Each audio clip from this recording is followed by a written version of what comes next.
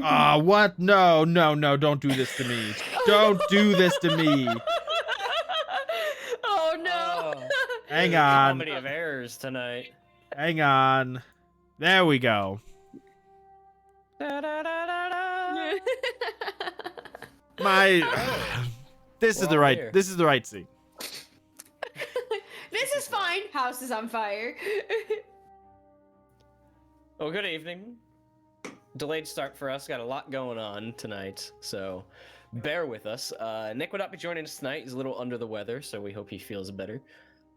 Just the four of us tonight, the OGs. So let's see. I didn't glance at everyone's character sheet. Uh-huh. I mean, this should be fairly painless, really. Uh-huh. Uh-huh. Oh, perfect.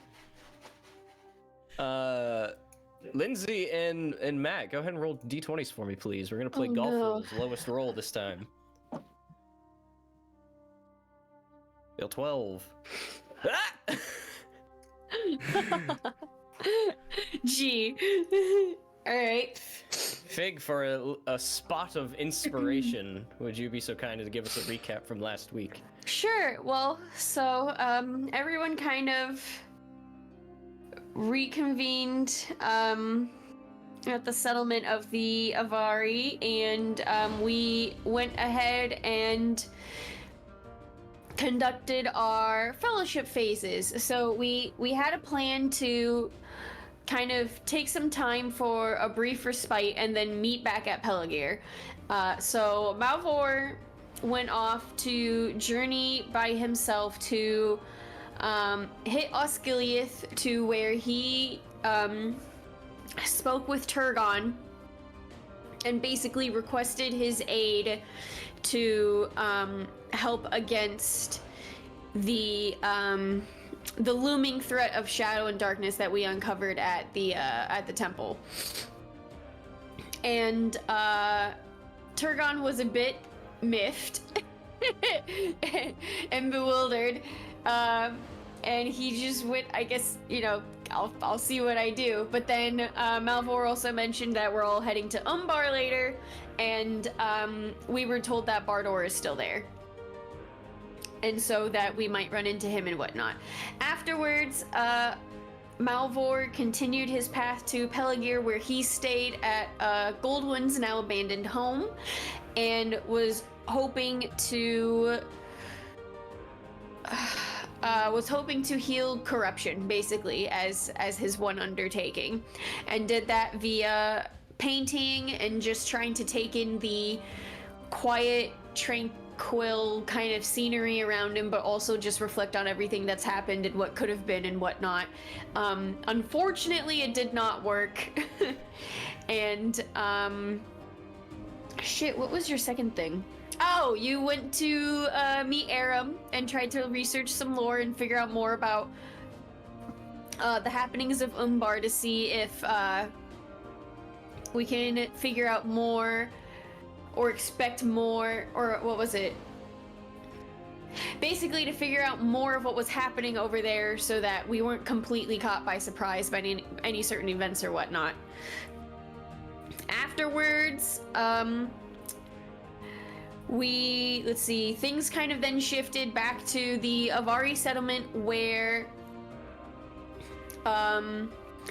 Locke spent his time at his forge, where he worked on Cirion's armor to better that, and then he also made Fig an entire new axe, which was also lots of fun and a really cool surprise. And that was pretty much that for Locke. Cirion caught every player here by surprise with suddenly taking a vow of being done with some past gripes and what he tried to drown them with, and by that he kind of spoke that vow to Nithil, and as symbolism, cut the wineskin in half with his sword, and told everyone about it later upon reconvening, which again caught everyone by surprise. No one knew what happened and where that came from, but everyone's proud of him. So looking forward to that. And then Fig spent her 2 undertakings. Let's see, she also tried to heal corruption. She spent some time actually outside of the settlement on her own, where she traveled throughout the grasslands and up to the mountains to kind of reconnect with nature and try to find her inner peace again through nature. And unfortunately for her, just like Malvhor, that did not work either. So there's some lingering despair between the 2 of them, unfortunately. Her second undertaking was trying to train Wildstep, for Wildstep to get kind of a new feature or ability for him. But Wildstep went, nah bro, I am who I am, and that was that. The role did not work for that either. So that was basically it. So after that time of respite, the Fellowship all regrouped in Pelagear as promised, first meeting at Goldwyn's house, and then for pure shits and giggles decided to check on the parlor and see if like Dorsey was still there, if anything else happened, you know, whatever. So everyone goes there, and of course the place is abandoned. There's like scratch marks and stuff everywhere. Everything's left a mess. No cats are there, which was for somehow extra creepy for everyone. But the painting was still there. So Fig was more than happy to just like knock it off the wall and let it clatter. And then everyone was like, nah, smash it with your axe. And she was like, oh, okay, sure, why not? So she puts it on the table, swings her axe down upon it, and I think the next 10 minutes after that was Brian and I talking off camera so that he told me what happened because I failed a wisdom saving throw. And I made all sorts of faces upon learning what was happening, and everyone on a meta level found out that Fig is currently cursed. And but that's that. See what happens, I guess. And then the decision became how to continue on to Umbar, and instead of taking a boat or anything, we all decided to go the long way for just safety measures and whatnot, and not wanting to get lost and stuff. And I believe that's where we left off. Wait, was the legit reason to not get lost? I don't know. I feel like someone said that. I couldn't quite remember. So the difference between following the coast versus following the road was hopefully on the road we'd be less likely to get lost. It's a longer trip, but the road is less likely instead of just walking in a straight line to Umbar. Yeah. And ultimately, we just, like, taking a boat was brought up, but, like, we didn't know anybody who had a boat, and, like, it was never followed up on beyond, like, well, let's just walk so we can take our horses. Yeah, so, oh, that's right, yeah. So, that's that. We're on a journey now. Off to Umbar. You're about to be on a journey, yes. Oh, I thought the journey rolls were already made. I know the rolls were picked. The rolls are picked. We've not done an embarkation roll or anything. Gotcha. And I'm the guide. Yeah. Thank you, Fig. You may take your inspiration for this evening. Yay!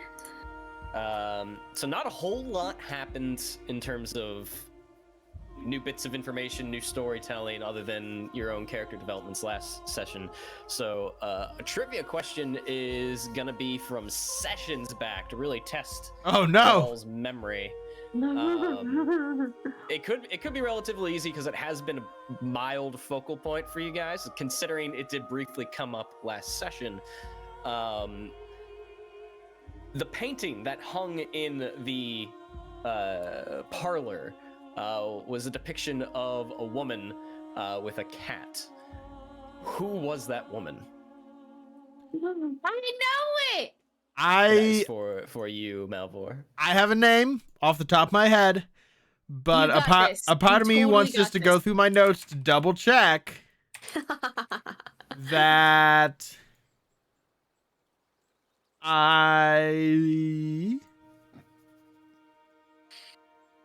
have it right.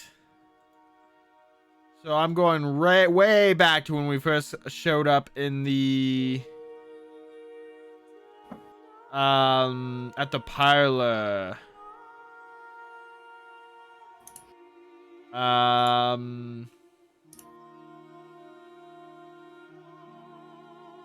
Yep. Queen Baruthiel. That is correct. Former queen of Session Gondor. 16 is the first place it's in my notes. Wow. Look at that. What a throwback. There's a decent chance that was a trivia question before.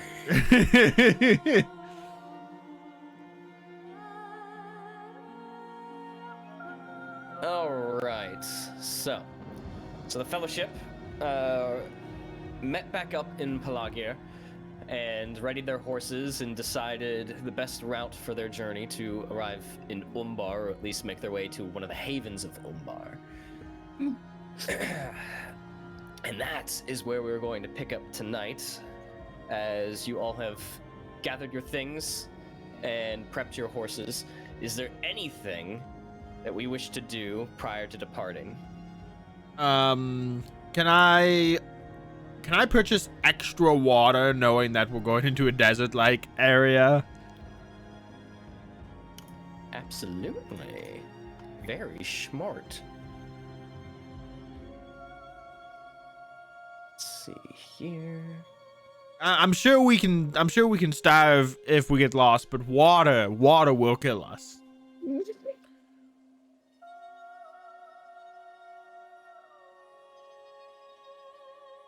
Yeah, there are water skins available within Pelagia, especially since they're a port city. Not that we're doing encumbrance or anything, but one water skin is 5 pounds of water, essentially. So, depending on how many you want, I can give you the price point. How much is one water skin? 40 copper. Christ. I really need to keep that calculator up. What is it like? We should get food for the horsies too. Let's see here. 40 copper is going to be so 40 3 silver. Just a little over 3 silver. 3 silver for one? Yeah. And 20 Just round up to silver 3. is equal to 1 gold. Correct. How much silver do I have?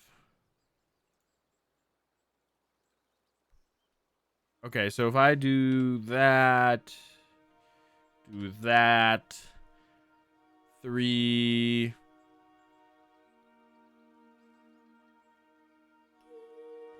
Hang on, I'm doing math in my head, so just bear with me for a second.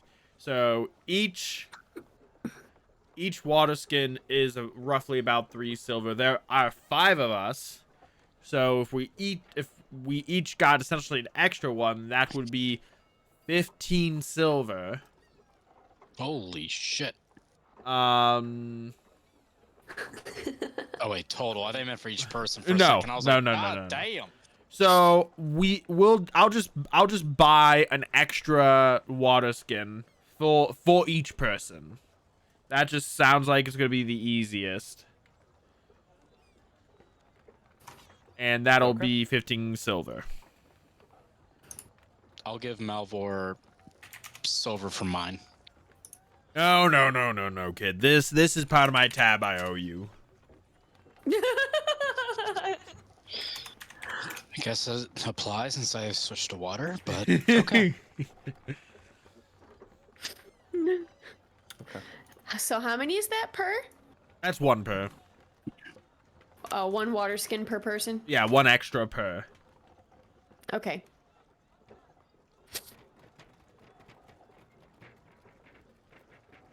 Feel like I'm playing Outward again.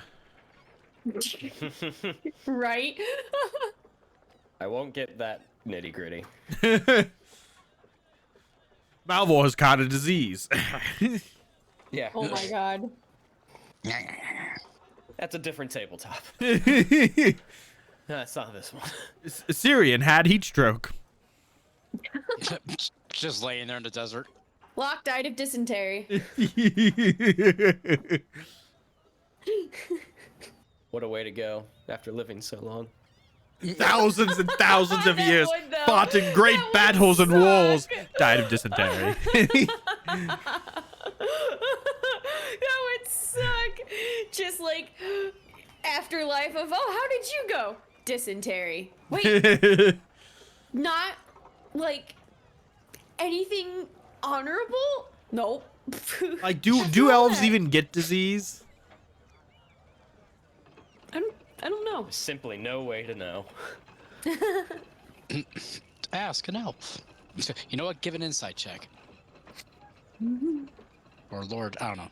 History check. Anyone else purchasing anything before we depart? Yes, I would like to buy. I would like to fill my quiver with 9 arrows. 9 whole arrows. You know what? Let's just make it 10. Fuck it. I'll keep an extra one. I'll throw it at somebody. Are you sure you don't want to use like salami as your melee weapon? Can I do that? It's a You can Baldur's use Gate anything 3 as a melee reference. weapon. It's just a question of how much damage it'll do. I want to use sausage links as a whip now. I saw someone. jeez. Someone said they tried to beat honor mode on Baldur's Gate 3 using only salami as their weapon. They got like pretty far. They got to the last fight and they beefed it.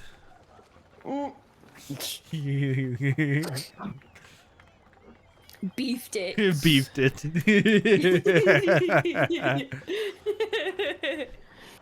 I will say 10 arrows because they usually come in quivers of 20. Will just run you. Where was that? I just had it. 6 copper, which is half a silver. Can I put a silver on the table, take my sword, cut it in half, and give it to the people? I mean, it is weight based on value, but no. Okay, I'm gonna do Otherwise, that, everything and would just be straight gold if we're going Right. purely on weight. The weight is different. I want to buy that. I'll get.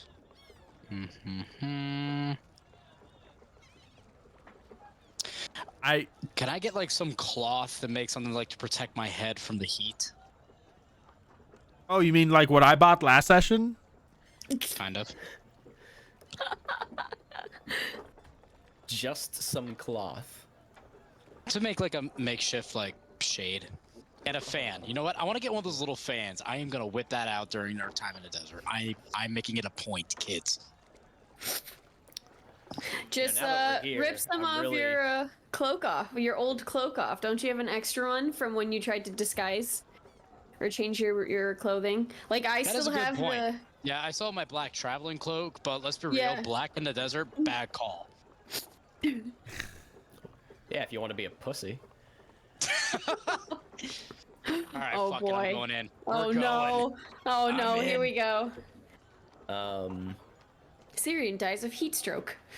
Otherwise, just like simple cloth will probably just be 2 copper if it's not Okay. like actually made into like any article of clothing. If it's just like cloth. Yeah, just like some like simple thing that I could just wrap around my head for some shade.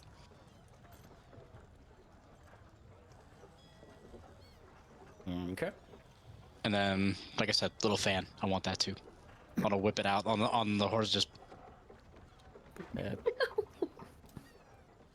I mean that's a fancy luxury item. Deal. That'll run you a silver. deal. Oh my god. Also, I feel like this isn't gonna have any like mechanical implications, but I think the RP is gonna be nice. I'm gonna go to Fig's favorite, I believe it's a honey cake vendor, and I'm gonna buy everyone a honey cake. Aww. Because I believe Pelagia was the first place we bought. You bought that. I think it was. Yeah.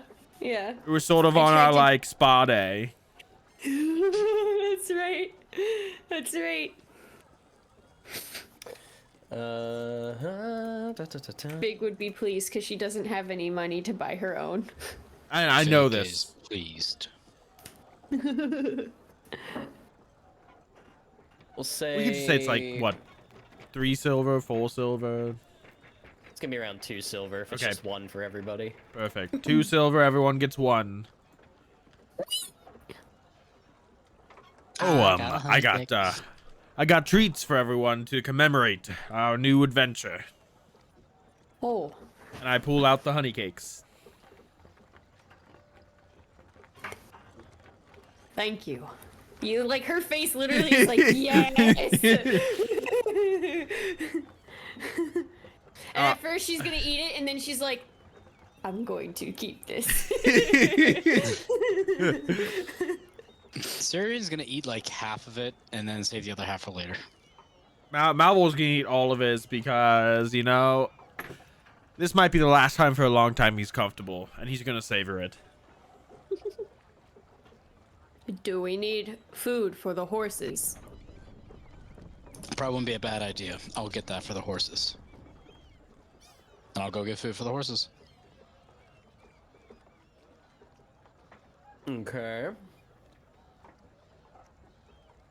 I feel like that scene in Avatar where Zuko comes up. He's like, can I get a bag of feed and something hot to eat? Brian's in here just like, now I gotta come up with all these items and what they cost. I'd say for feed, for probably the length of time that you're estimating to be away, I'll say that's a gold. We'll spend a gold For all the horses? for all the Pilgrims, horses. men?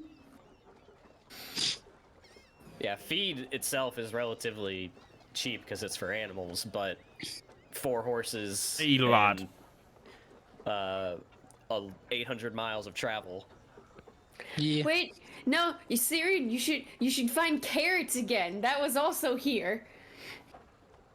Oh, was Hey, it? for- I thought that was Osgiliath. I thought thought it that was was here. No, Osgiliath. that would be here. Yeah, because you got the Would it be? horses here. Okay. Yeah. Fuck it. I'm gonna get 6 carrots. You know, I established this whole shopping endeavor without RP, and now you've lobbed this in front of me of like you should RP this one. For old time's sake. Oh, you fucks. I started RP for the honey cakes. You love us. I know, like me shopping, like so you didn't have to like go to vendors and stuff like that and deal with them. and their Yeah. Bullshit. I didn't say you had to do anything. Just give me the carrots. This all started because I was That's like, it. you know what? Emergency water would be good. And that Carrots could are part have of the feed. that could have a mechanical benefit. That's fine. It very well could. All right, so Very well could. we got 6 carrots roughly. So I'll give 2 to Vig, 2 to Malvhor, 2 to Locke. Oh, Okay. thanks for the snack. It's Cirion? not for you. Oh, I mean, if you want to eat it and share with your horse, I don't care. But I'm going to just put 2 carrots in my inventory, and I'm going to use them at the most inopportune time. Jesus Christ. In the middle of initiative. I'm going to put one in In the my middle of bow. combat, Yes. he uses it as a dagger. You take 1d6 carrot damage. Keratin damage. This is how he takes down when Rador with just bop. the carrot. boss is monologuing, just launch a carrot Fucking into his throat. amazing Would that You roll a be? natural 20, it hits the enemy straight in the eye, and you yell, "Carrots are good for your eyes."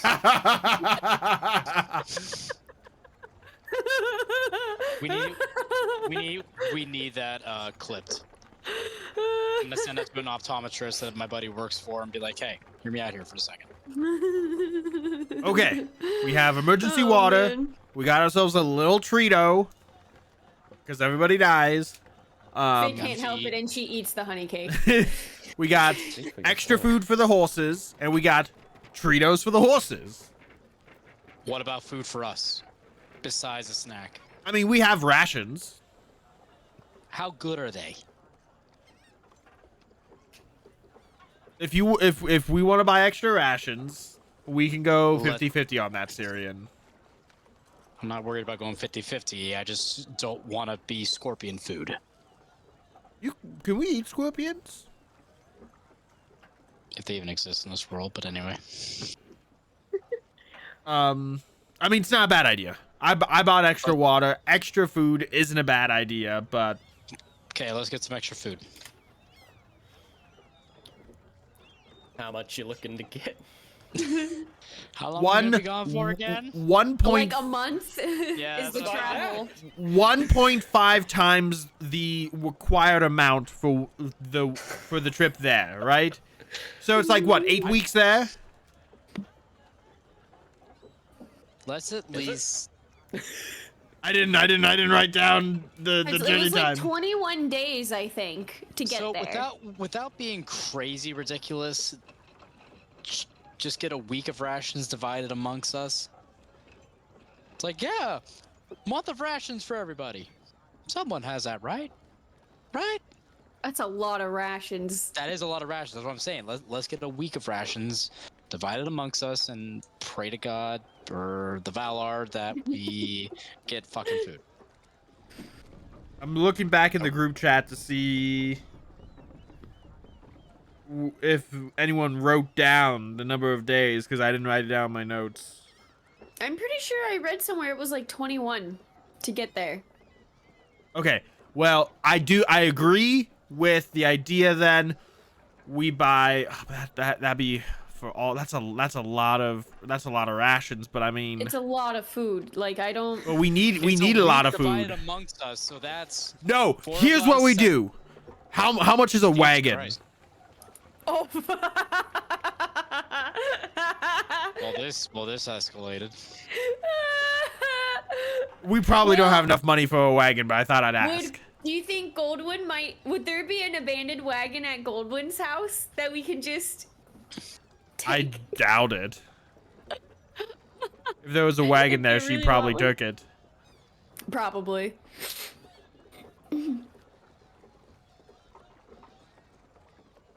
So I still have Because I was 10 thinking, rations. I was thinking 30 days of rations is not a bad idea if it's a 20-day trip. But that's for one person. Yeah. Yeah, that's what I'm saying. Like, That's- instead of being crazy ridiculous, like I have 6 rations. Fig, you said you have what, 10? 10. Yeah, whatever Malvhor has, whatever Locke has, whatever. But point being, like, let's just get some extra, divide it among, like I said, a week. That's like 2, 2, 2, 1, whatever. Figure it out, and then we can figure it out as we go. Who's hunting? Okay. Who's hunting? I think me. You better be good Is at this, the- kid. Is the road that we're taking along the coast No, or water? No. no. And I was gonna I mean, the ocean might be salt water. I don't know. That's true. Okay. You could drink that. Well, no, I was wondering if like fishing might be a possibility Oh. along the way.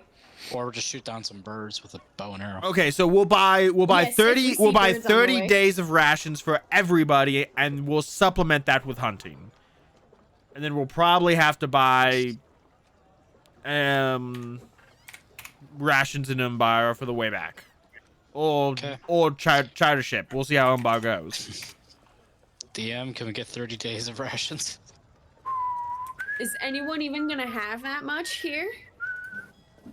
That's why I'm saying a week, but okay. Yeah, Figured how a much? week is not crazy. how much I is a figured day week of is not Crazy rations? ridiculous. So you want 30 days of rations per person, correct? I was gonna say No, in, 30 rations total. I was gonna say in total. 30 total. Yeah. Okay. Yeah, 30 total. I was gonna say. All right. So No, 30 yeah. total. That's a very different number. Yes, Good lord. it's approximately 5 times different.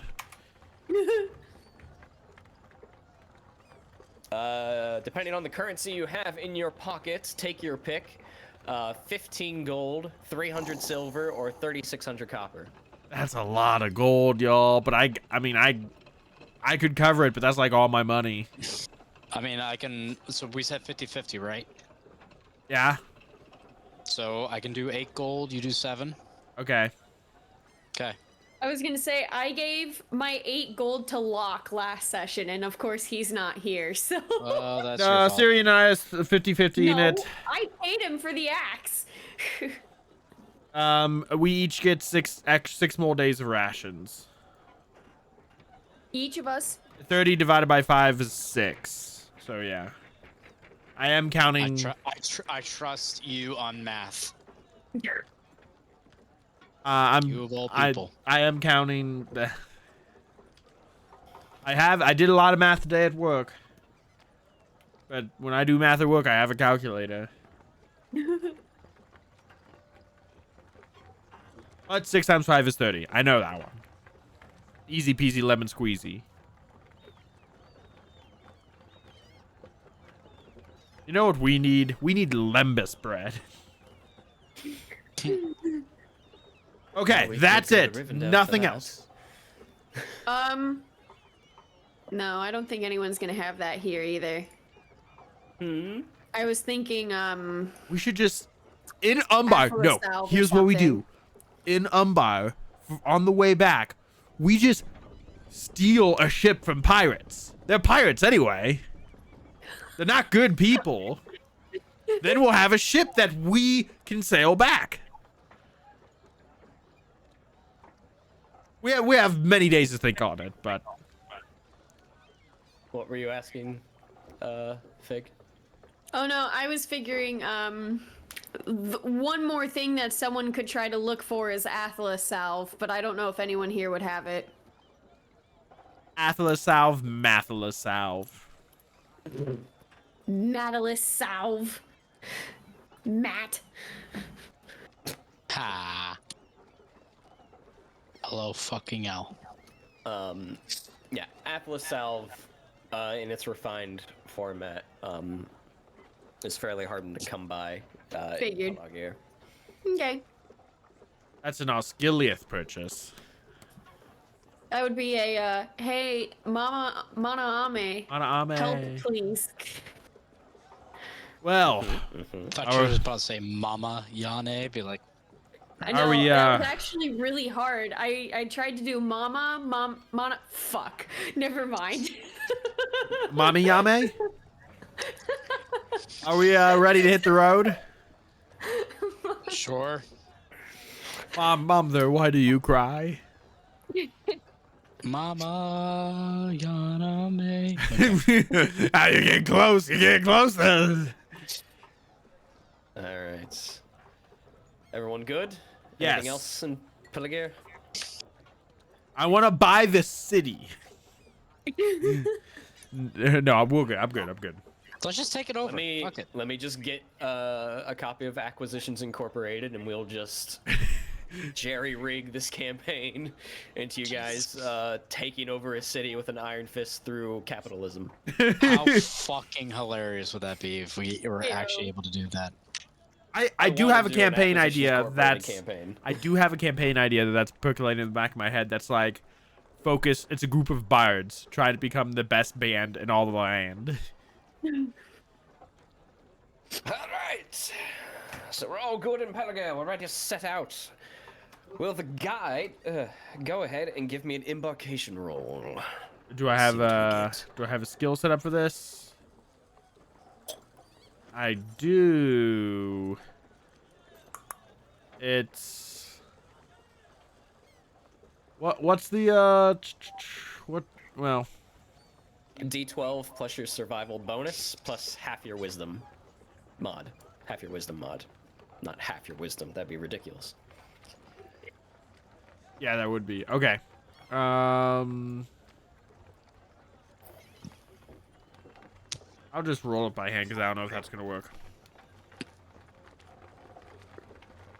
Hope y'all are ready for this fantastic roll. Actually, that's not bad. I just have such a small modifier. Not bad at all. What did we get? 13. Lucky number 13. All right, so let's see here.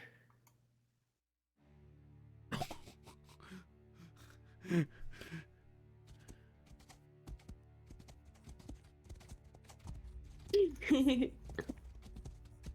13. Oh, hot damn. That's your jam?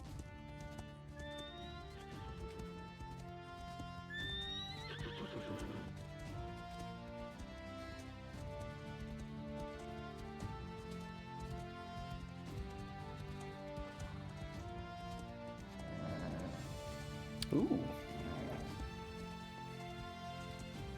Interesting.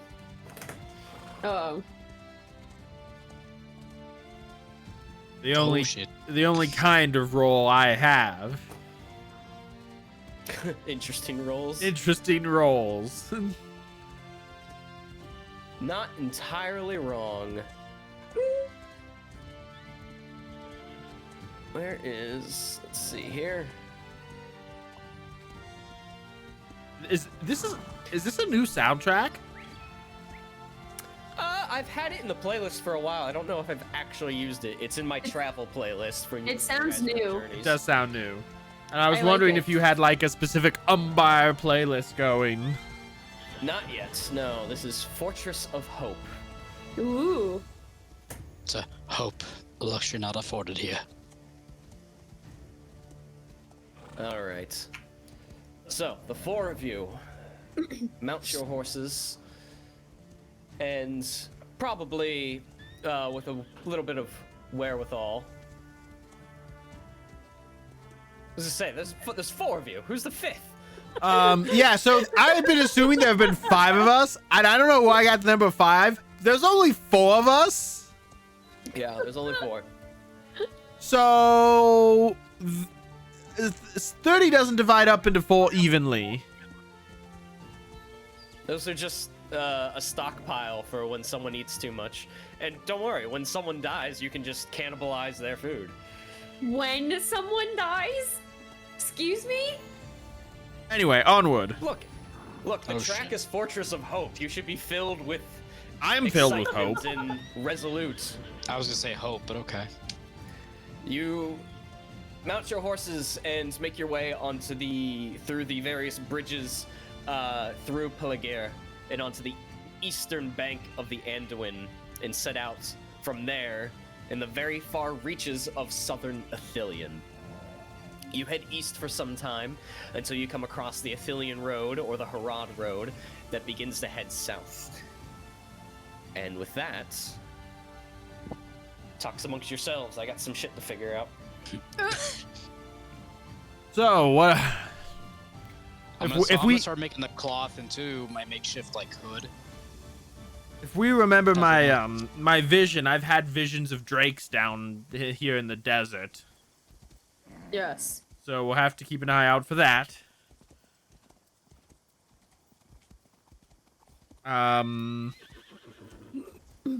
We have to be very careful when we get to Umbar. We virtually have no friends there. And it Should we try and find Bardor when we get there? we should. And it might behoove us. If he's there. According to Turgon, he is, so I expect him to still be there. It might take a little effort to find him, but we find Well, it was a while Baradol ago. first. And with Baradol, we should be able to establish like a safe house where we can take shelter and rest away from the prying eyes of Umbar. We are not from Gondor. I'm saying that right now. We are not from Gondor. Where are we I from? was never from Gondor. But yes.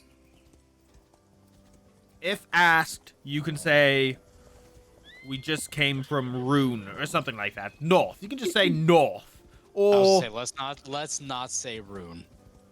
or just some middle of nowhere.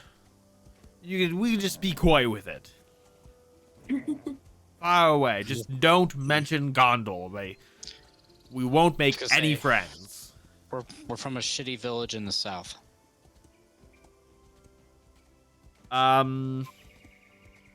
Once we make contact with Baradol, I think something we have to be. We will also be looking for Morantar.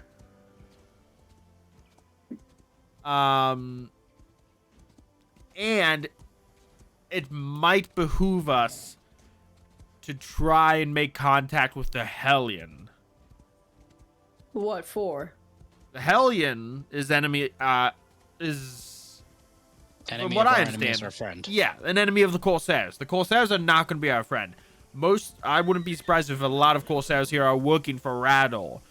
And so the enemy of our enemy is our friend. The Hellion might be able to help us. And you never know. We might actually run into Win. Not Win. That's not... Yeah, Win. Win. Yes. And what was her name? Ashlyn. Ashlyn. It's been so long. I was going through my notes in my brain to remember. Win and Ashlyn. I'll Do give this you Ashlyn's think a Hellion, they but are okay. here? I was thinking of another Win when I said Win, and I was confused for a second. Do you think they are there? Well, we know In they Umbar. left Pelagia to go further south. And there's not much further south. I mean, the Haradrim are here, and Umbar is not strictly Haradrim. And I imagine they have their own settlements, but... I'm just going through my notes here to see if we were given any more information besides south.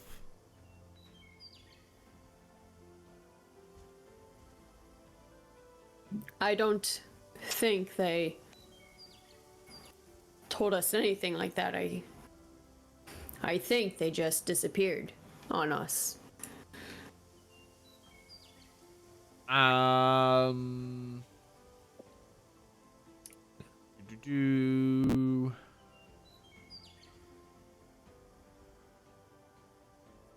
some reason, I have a note in here called Kapip the Cat.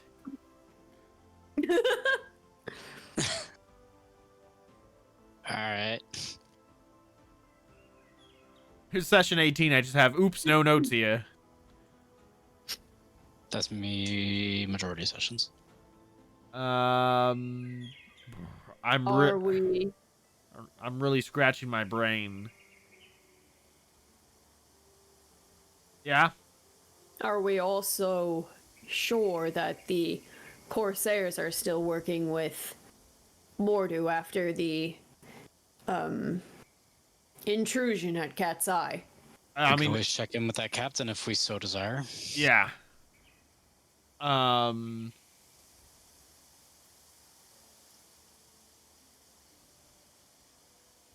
captain, I'll have to go through my list to find his name again.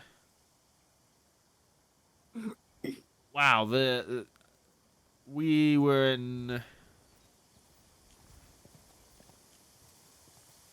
Okay, I can't find it in my notes, but I'm pretty sure Ashlyn said she was going south. Because we traveled to Pelagia with her. Now, as far as the captain, Captain Uban is the captain of the Corsair. And I have something in my notes called the Drowned Isle, which might have been the island he was waiting to meet us at. Probably. But I gave no context. I just said the Drowned Isle. So, take better notes next time, Malvhor. Better your memory. So, Captain Uban should be on our list of people to possibly seek out. Since we'll be on his turf, he might not be as friendly with us, but I hope because we were merciful and kind to him in Pelagia, that he will return the favor, but I don't know, right? Honor among thieves, that whole thing. Well, we were supposed to meet with him too, and we never did, so we stood him up. I mean, but we came to an understanding that that was a possibility, right? He said, if you're not here by Yeah. tomorrow, He understood. I'm leaving either way. So he understood it was a possibility we weren't going to show up. So I don't think he's heartbroken about that. Honestly, he's probably happy. And I think we gave him money, too. That I don't remember. Well, I think he had money and we just didn't take it from him. I was gonna get him some rum and whatnot so we could bond, but it didn't happen. And now you sworn off drinking, kid, so... Plus, I swore it off completely, but we're stopping a lot of it entirely. Why not completely, then? You're already there and doing something. One step at a time, Vic. I'm gonna actually write what we talked about in my notes really quick. Not a bad plan. Completely above the table, I was wondering yesterday during prep if literally anyone was going to remember Drowned Isle. So I'm impressed. Am I right that's an island not too far off from Pelagia? Or not too far from the coast? I'm wrong? I don't know. Oh. Because that also might be like... I don't know. We can dig more info on that if that's important, but... Find Captain Uban... Baradol, Hellion, Captain Uban. I think those are potentially all the friends that we have. We gotta look out for the Eye. Because the Eye is gonna have a much stronger presence, I imagine, in Umbar.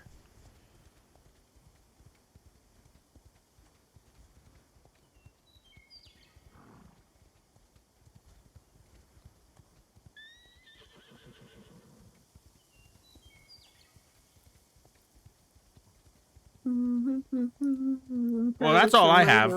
Does anyone have anything else? Does anyone have anything else? Yeah.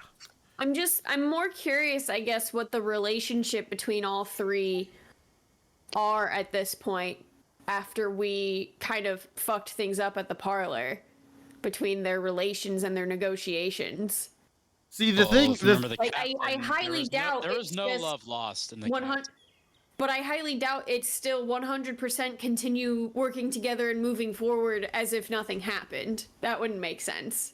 But I mean, it kind of could, because if... It could, but I doubt it. Because, I mean, what do Corsairs care for? Money?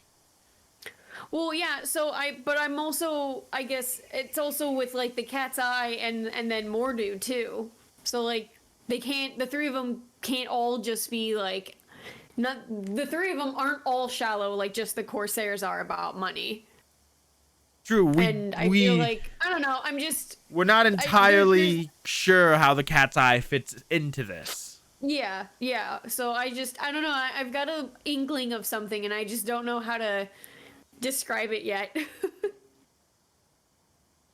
Cat's Eye certainly has helped Rattle, and the only reason, you know, we saw what happened to the parlor.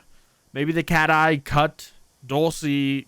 That's what I was wondering too. Cut Dulcie out to maintain their relationship with Rattle. Because money is also what makes the Cat's Eye go round. Mm-hmm. They're more organized about it than Corsairs, because I think Corsairs are, you know, they're sworn to each other in the ships, right? Pretty much. Beyond that, it's everything I imagine is free game. I don't even know how much loyalty they have to each other, but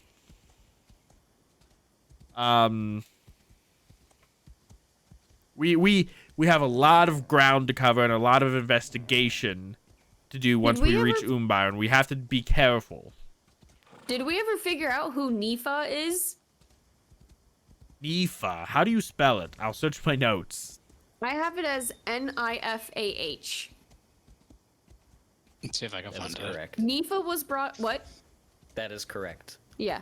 Nifa was brought up once or twice in past correspondences we got as handouts.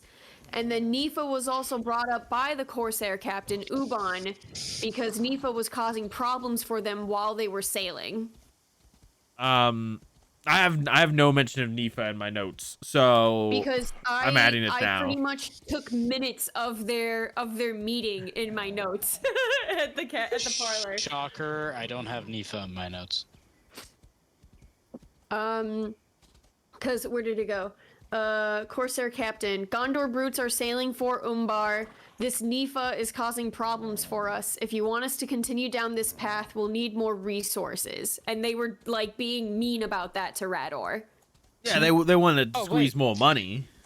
So I do have a Nifa in my notes, not with an H though.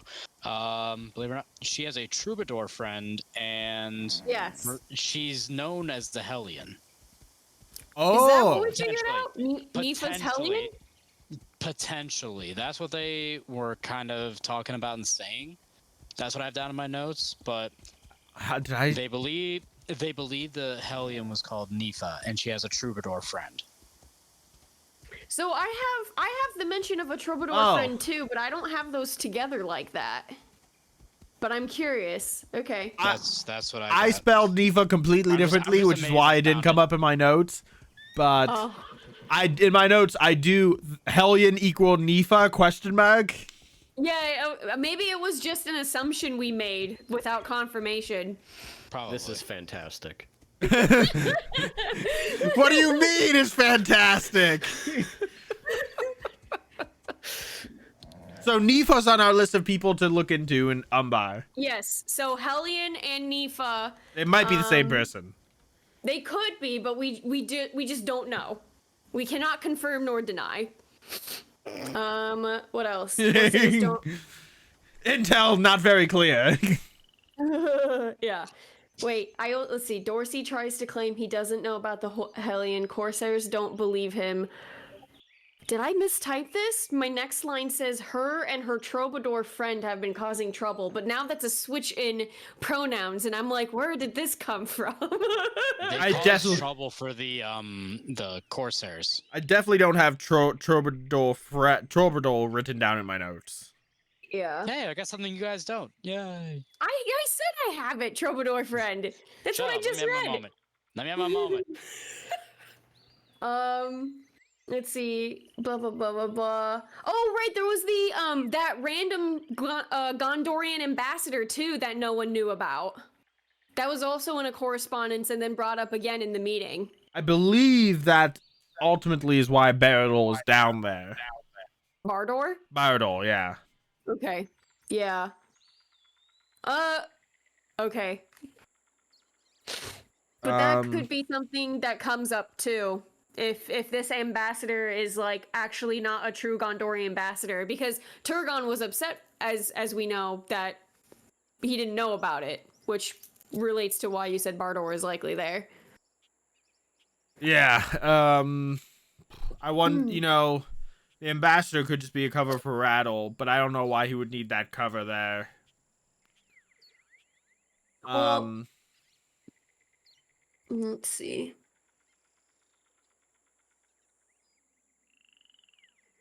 This is all good. We're going through all of our old notes. We're bringing it to the surface to have a cohesive idea of what we're gonna do in Umbar. Ultimately, Yeah. we're there to locate the Silmarillion. That is our ultimate goal.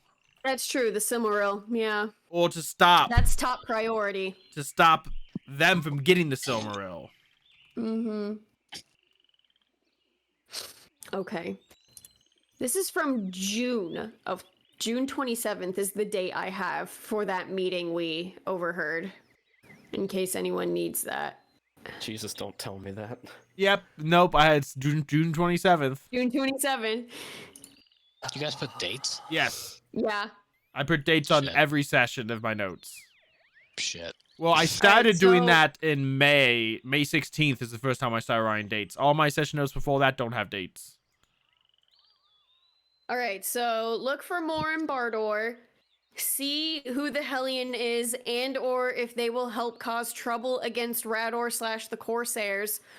WTF is Nifa. WTF is Gondor Ambassador. Yep. Sounds good. And above anything else, Silmaril, which is what I'll put in Silmaril. all caps. Silmaril, bitch. Yeah. Yeah, pretty much. There we go. Okay. I'm gonna find that We're good Silmaril. then. I'm gonna We make it have- into a we nice have little, we have a- nice necklace. All right. So we have an idea then. Is there anything else we're potentially missing? Well, oh right, you did mention the drakes. So just That's just like keep I'll an put eye that- out. yeah, I'll put that down to just to be safe. The other thing I do have from the notes about the Hellion, but I did put a question mark by it because the conversation was going faster than I could type, so I'm not sure if I caught it correctly or not. But I do have Hellion equals, in quotes, assassin in the night question mark. Because I think those two got used together. So, just an idea of who or what the Hellion might be, and or if we are looking for them, we could use that info to see if that's a way to find them, or like, I don't know, track activity or something. Oh, there's a message. Okay. I was about to go back to the messages too. A message from the cat's eye Yep. reads, and this is a long time ago. We Is observed this what Vardor translated? perhaps.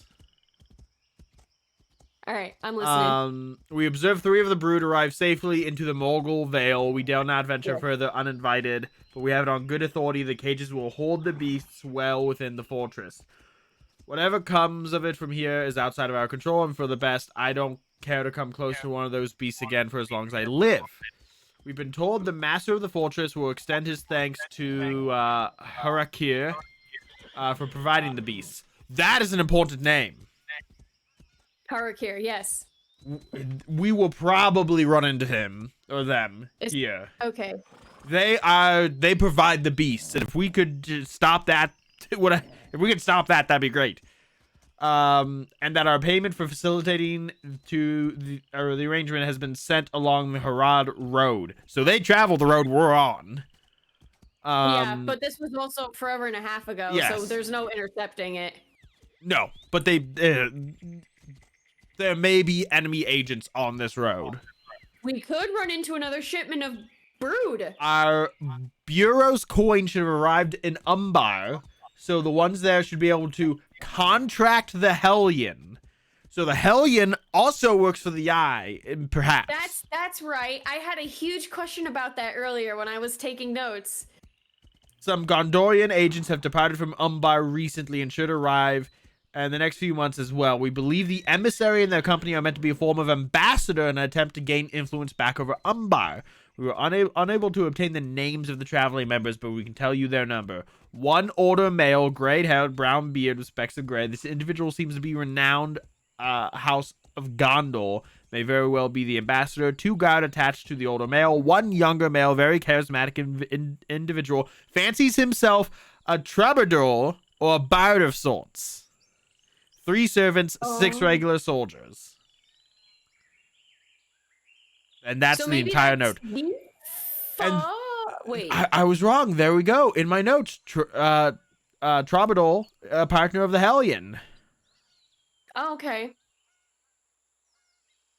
So the Drowned Isle is something else because in my notes here, I have Captain Uban's ship is anchored a mile off the coastline. And it is an unnamed sloop. So here's my question, though. The Hellion is contracted by the Cat's Eye, and the Hellion is causing trouble for Rador and the Corsairs. But so does that mean the Cat's Eye are kind of... shit, what's the word? Playing both sides? Like double crossing? I think they just do whatever they need to achieve the most money and power. Sure, but that could still be double crossing, and like that could lead to something in the end. It could, but I don't think the Cat's Eye is happy with us because of what we did in Pelagia. No, but that actually might be worth it to actually be careful with the Hellion, because if we're noticed by the cat's eye, the Hellion could then come after us by being contracted by them. True, but I hope the Hellion actually has a heart of gold. And we can win That's them because over. you and I both know what our theories are of who the Hellion is, but we'll see. Okay. You really and I hope have the this same NPC is a theory. heart We of said gold. it last session, but I don't. I have my theory too. Huh? I have my theory too. We're in the just have middle to of a see. desert. We have this whiteboard with all this red string. I was Yeah. about to say, I want you guys to get a MindMeister account and just share it together and just red string Oh everything. yeah.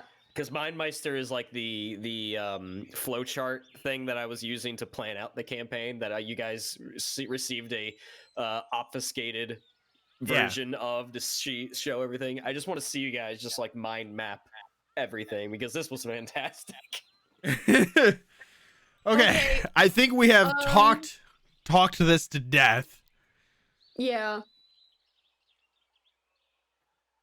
I think that's all we can cover so far right now, though, without seeing what happens next. Step 1, get to Umbar, find Barador. He will for sure potentially be our only friend there.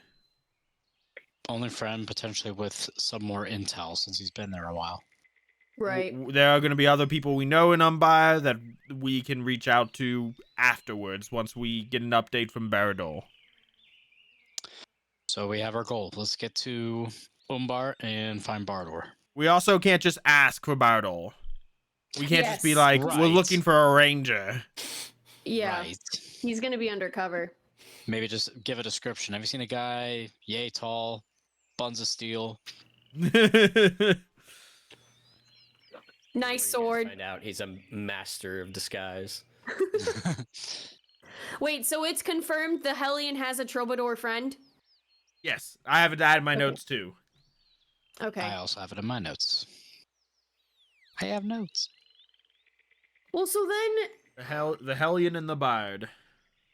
the Hellion has to be part of this ambassador group then. I don't think it has to be. Is it? Well, I two mean, I guess there could be troubadours, more but- than one troubadour person, but But still. maybe the ambassador group got ganked and the troubadour fell in with the Hellion to save their life. Got ganked. How very Yaskier of this guy.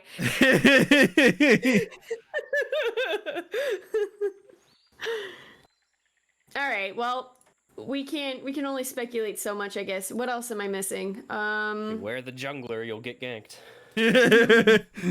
There's no jungle in the desert. What are you talking about? And we don't know about Nifa, right? Other than We don't know much about Nifa except maybe Nifa. Nifa is related to the Hellion in some capacity. okay.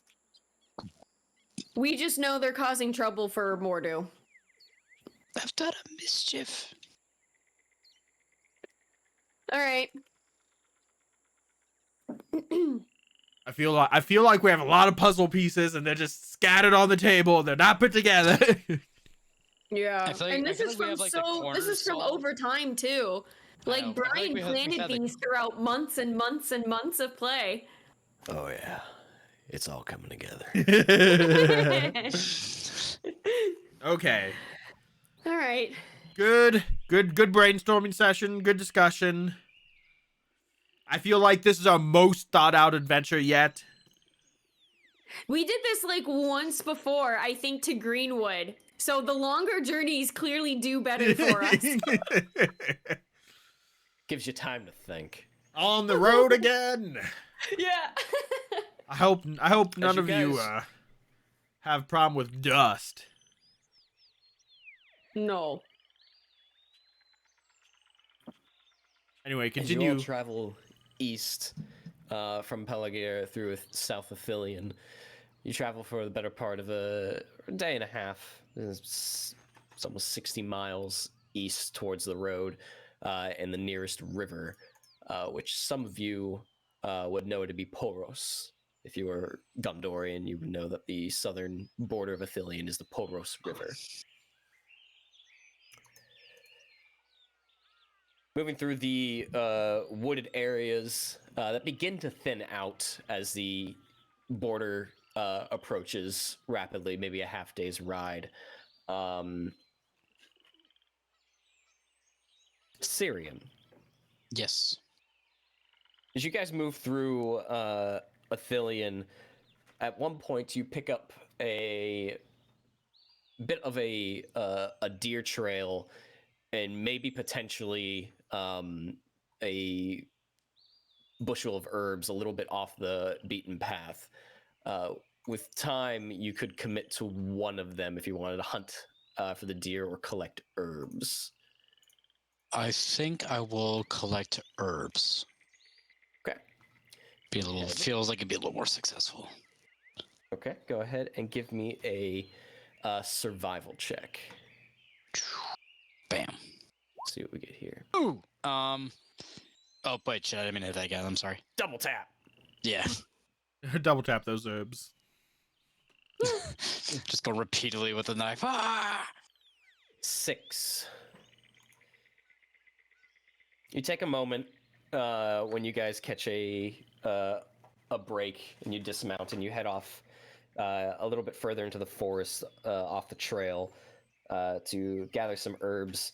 You find a bushel of athelis and try to use your hunting knife to try and harvest them, but without proper herbalist tools in harvesting and actually being versed in it, you actually end up doing more damage to the weed than you ordinarily would, and unfortunately you don't obtain anything that's worth using. Rats.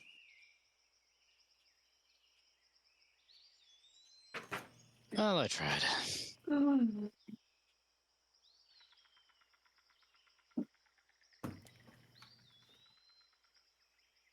Night quickly comes over the first few days of your guys' travel, and you find a spot beneath the trees to make camp.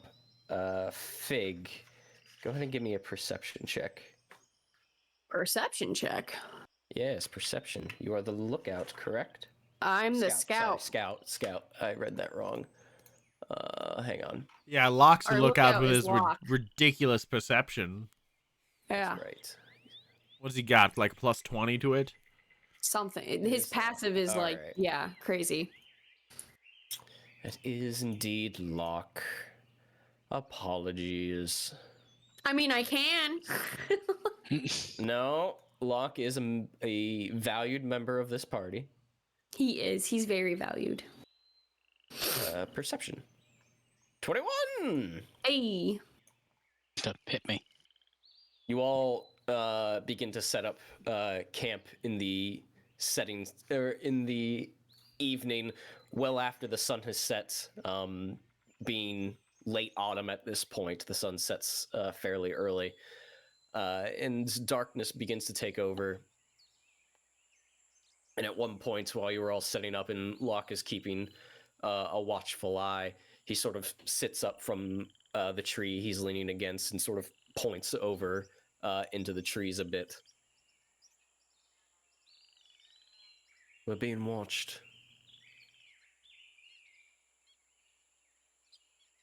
Can you tell by who? Or how many? Appears to be one. But if you look right over there, and if you follow his finger where he's pointing, and a bit ways off, sitting a bit low to the ground, you see two glowing orbs that just appear to be staring off in your direction. How high from the ground? I was gonna say, yeah. Not even a foot. Okay, I'm gonna do something. Great. I'm gonna do something wild here. If y'all are on board for it, maybe Fig should do it. Fig, Okay, what? Fig, are you thinking what I'm thinking?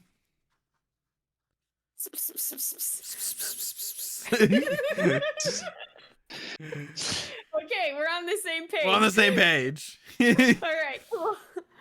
All right. Yeah, I will, I'll just from where I'm sitting. Wait. I will take. Let's see. Yeah. I will break just a small little piece off of my rations, and I'll hold it out, and I'll go, and I'll do the pss, pss, pss, pss, pss, and try to, just make friendly. Give me an animal handling check. Damn it. If that is a cat, Damn it. if that is a cat, it's very well could be one of the eyes cats. Yep, we're on the same page. Fuck. Oof. Do I use my inspiration for this? Do I YOLO it? No. Yes. No. Yes. No. Do I YOLO this? This is like day 2 of your journey. No, don't do it. Alright, I'll just wait and see. Okay. You hold out a piece of the ration in the direction of these glowing orbs, and everyone just sort of watches, and you wait a few minutes.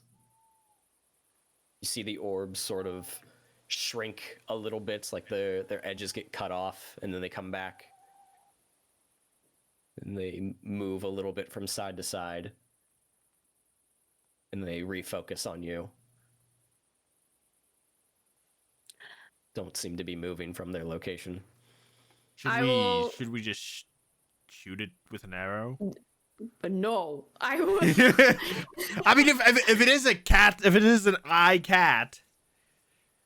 It has 2 I eyes. will take that little piece of rations and I'll gently toss it toward the cat and try to have that piece of ration stop like a few feet in front of it so that it has to try to come out to get to it.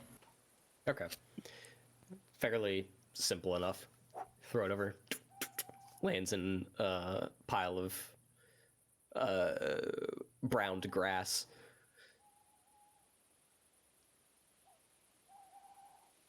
You see the eyes, the orbs shift really low to the ground. And then jump forward and planting on top. In a little bit of the moonlight, you see a grayish cat with black stripes across the face, just sort of pounce on the food. Is it wearing any sort of harness or like something that helps it carry messages? Like the cat I caught before. It doesn't appear to be wearing anything. These tricky motherfuckers. Leap on the cat now, Fig. Catch it while it's distracted. Yeah, I'm really. gonna knock it Number out. 2, go. No. It's pouncing on it like it's just playing. It pounced on it, and now it's like sniffing at it, batted around a bit.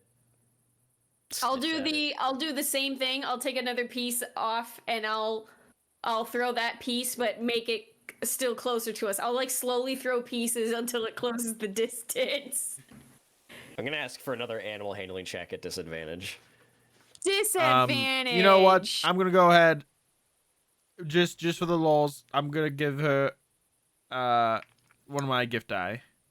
Oh, what is that now? Okay. It's a D10 now. Jesus. Damn it. I'm like, it's a 16. D10. Think of all the numbers you could roll. 3. Yeah.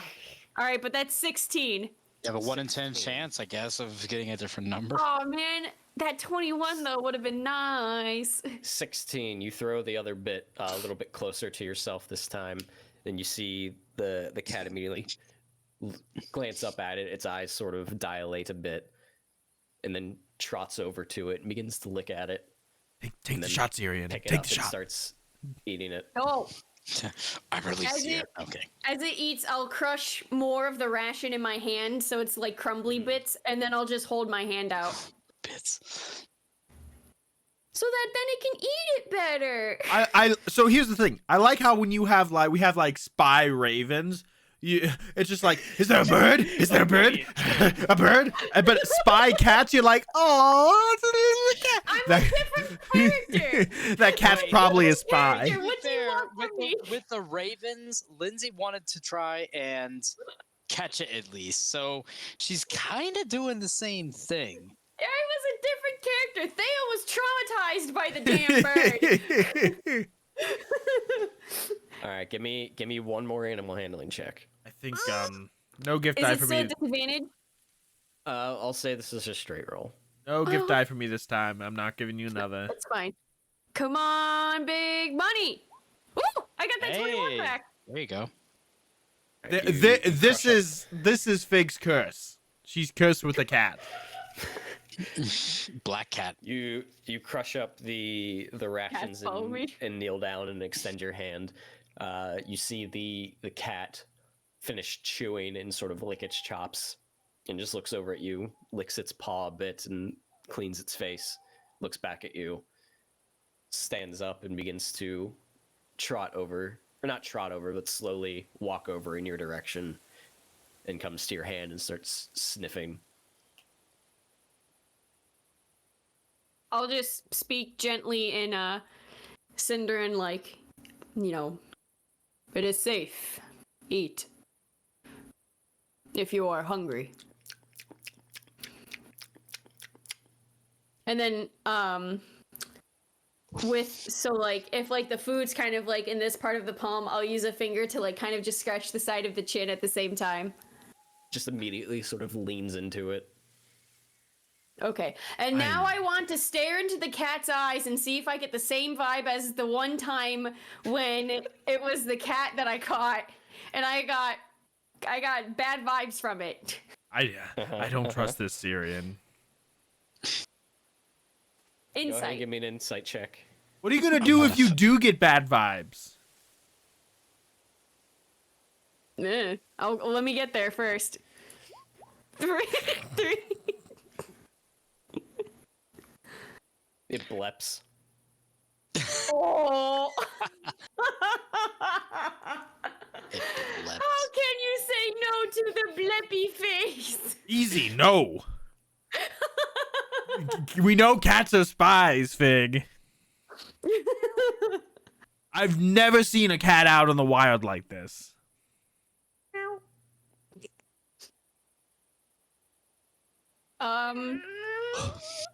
God I'ma damn shoot it. it.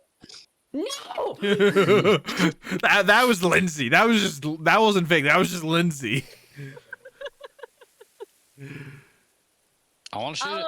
I'll let the cat finish eating, and then I will. It's gonna eat an arrow right after. And then I'll. And then I'll let it sniff me more if it wants, but I want to pick it up and inspect it. What? Okay. I want to make sure you're not hurt or something. Is that See so any wrong? sign- You don't see any signs of wounds or anything like that. I stare into the eyes again, just like.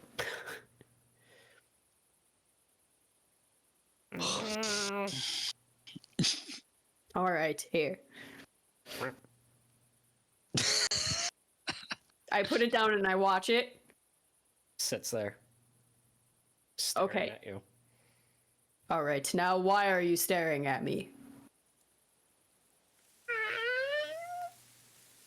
I'll stand up. Okay. Just standing up like jolted or anything. No. I will walk 10 paces the way it came from. Okay. Does it do anything? Just follows you with its head. I'm going to take a walk around the camp. Watches you. I no longer know what to do with this cat.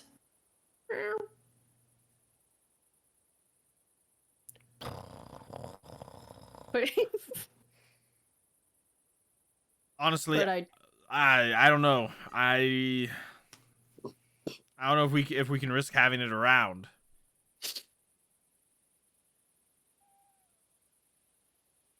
well, Stands up on its hind legs like a meerkat. Sits back down. It's trying to win your heart, Fig. It's trying to be cute. yes, it's working. Clops on its side and shows its belly. Perhaps, just in case, as I reach down and floof the belly, just in case we keep quiet until it leaves about anything we want to talk about. The problem Here's being, Wit. how do we know it's following us out of sight? There's a way to keep it quiet for good.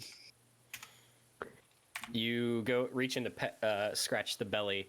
Does a 20 hit? What? Excuse me? Oh. Yes? It bats your hand with one of its front paws, and the claw digs in and scratches you, and you take Oh.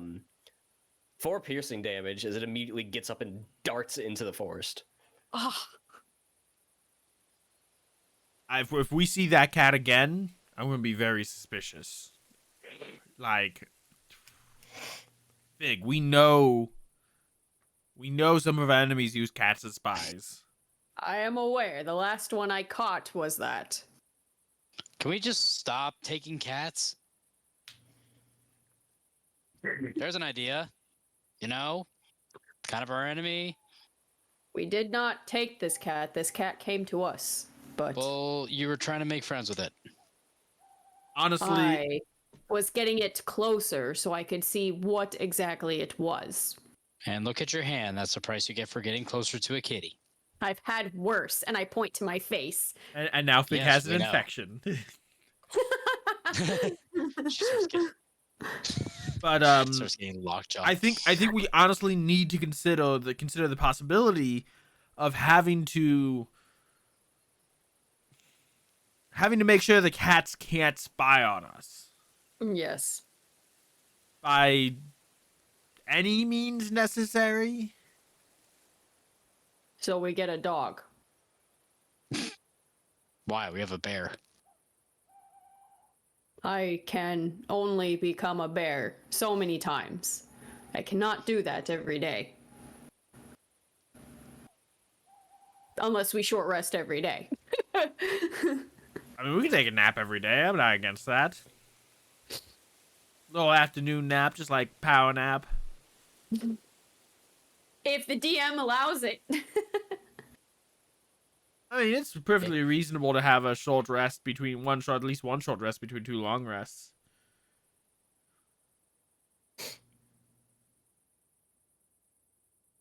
But we don't long rest all the time. because Yeah, of that treacherous I just journey, realized that. so- Sometimes our long Yeah, rests so are that's really where I'm spread like- out. I don't think I can do this every day.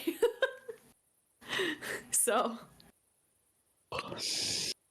Well, while you all decide what to do about the encroaching cat problem, I'm going to get some shut-eye. Whoa, whoa, whoa, whoa, whoa, whoa, whoa, whoa. Locke, don't go too fast. Mm. You didn't give any input. What do you think we should do with the cats? I think you should not involve me in this discussion. Someone's got to get to their meditation. Someone's a little grumpy. A little Someone cranky, needs some yes. zen. Oh, What I go meditate. can do next time if a cat shows up again is if it runs or something, I can follow it as a bear if you so want and see what happens. We'll just see what happens. The cat fled. Maybe there's some wild cats that live here that are small. They have to come from somewhere. So I imagine there's wild cats like that somewhere. Could it? Did it look like any of the ones from the parlor? Do you need help with their names? No, like did it look like one from the parlor? Could have been. Well, I want a yes or no. I know you do. It could be Faina, Xanthi, Nibs, Kip, Gur, Darian, Leia, Zaltera, Miriam, and Serpentine. I wrote down all the cat names you gave because I was like, that's gonna be a question, and it wasn't. The old misdirection. Well, let's rest up. We got another long day of traveling tomorrow. I wish I knew more about these cats, and I wish our enemy didn't use them. Yes. I'll take like a small cloth from just my traveling set and I'll just kind of bat at the scratches to just make sure the bleeding stops and then I'll just leave it be. Another scar to the collection.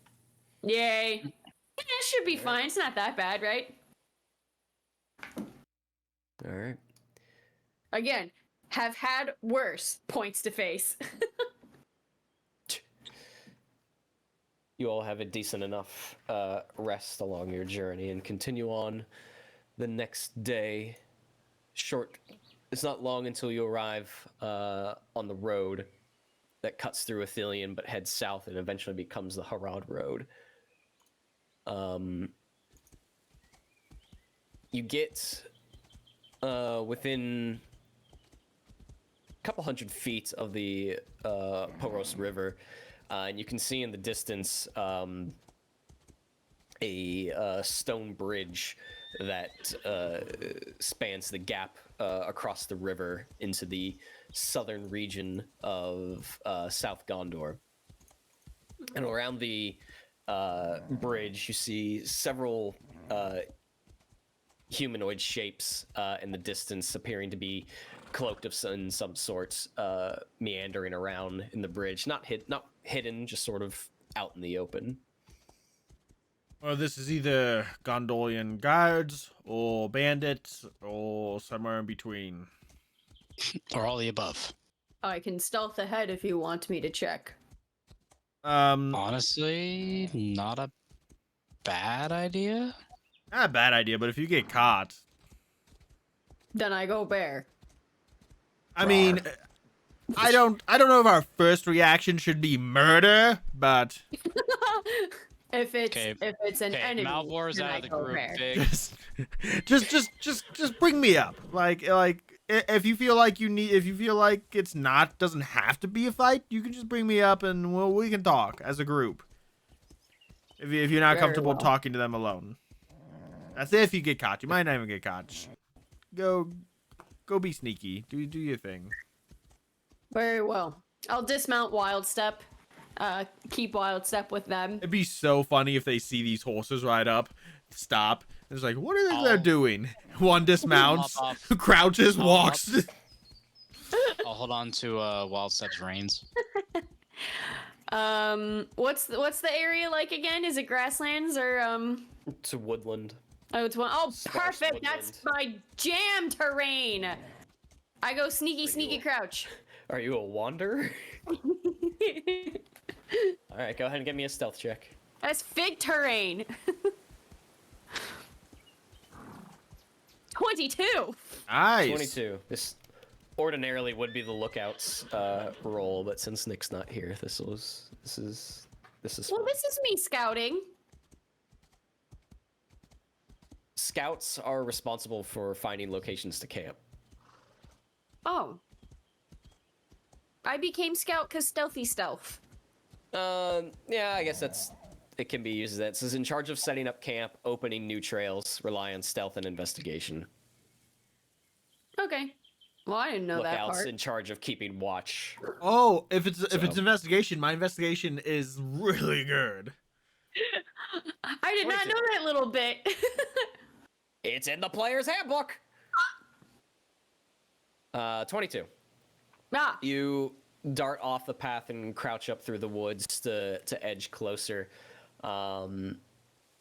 You get within probably about 60 feet or so of these individuals, and you see some dark green coloration of the cloaks and hoods on their sporting swords on their hips and quiver and bows on their back. You recognize this sort of garb to be reminiscent of Athelion Rangers. One individual in the distance has a hawk sitting on his shoulder. Oh, Nayla, I miss you. What, are dwarf-sized they- hawk? Yes. Oh no, Haru was an eagle. An eagle, That's yeah. right, not a hawk. Yeah. Can I get a little closer? Are they speaking with each other? Sure. You edge closer, and you just hear two of them sort of talking to one another. How'd you hold up last night? I don't know what the hell he put in that stew, but it knocked me out. I was gone for about 2 hours, if you notice it. I did notice that you left camp a little bit. Are you feeling all right? Not doing too well. I don't think we should have him cook anymore. He can hunt, sure, fine, but that was bad. Oh well. Hopefully you feel better later on. In the meantime, let's just keep an eye out. This road's usually fairly quiet. About to get a lot noisy. I'm going to sneak back to my best buds. Okay. Friends. And I'll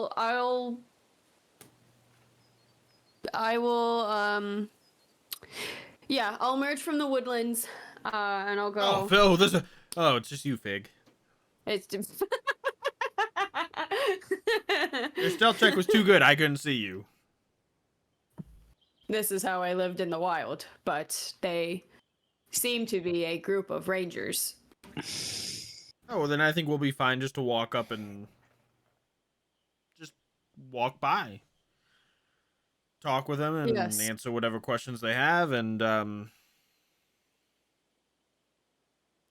move on. They shouldn't get. Hopefully, they don't give us too much trouble. Yes, I believe the Athelian Rangers are right with green cloaks and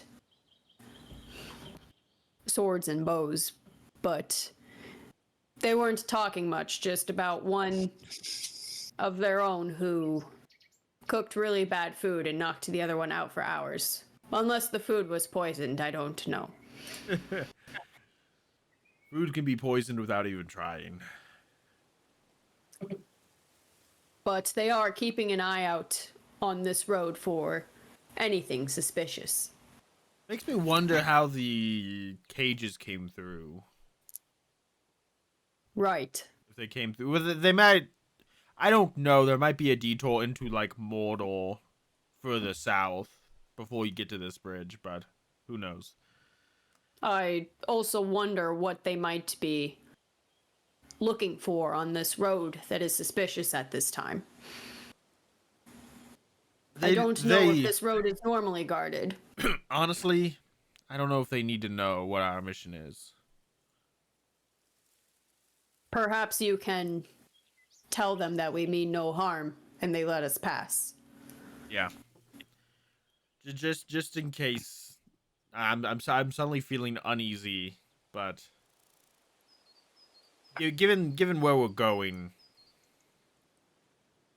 I don't think they need to know. No.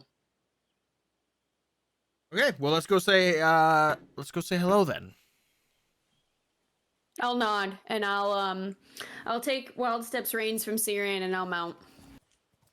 I'll follow up. Okay. I'll take the lead on Duster.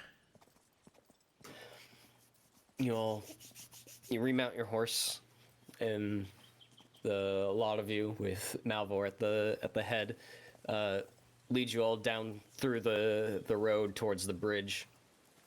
You get probably within 30 feet or so, and one of the rangers with his bow in hand raises it up above his head. Hail, travelers! What brings you down this far south? Hail! We've got a long journey ahead of us. Long journey. You depart in Gondor. Indeed we are. Unfortunately, our travels once again take us from Gondor. Much to our chagrin.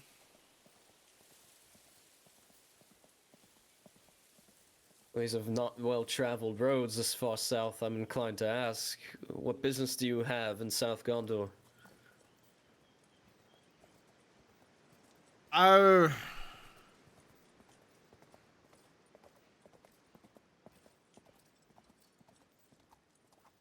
our business our business is our own, but we pose no danger.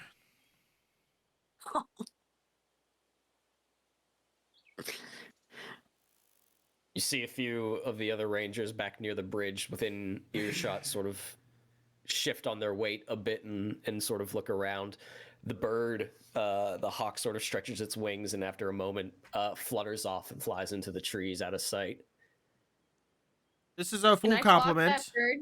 Sorry. Huh? Go ahead, Matt. No, you can go. You had a question. You can go. I was just talking. Oh, I was just wondering if I could clock that bird. Like, did it land in the tree or did it completely fly off? It flew into the trees out of sight. Okay. This is our full complement, and you understand, leaving Gondor, my trepidation about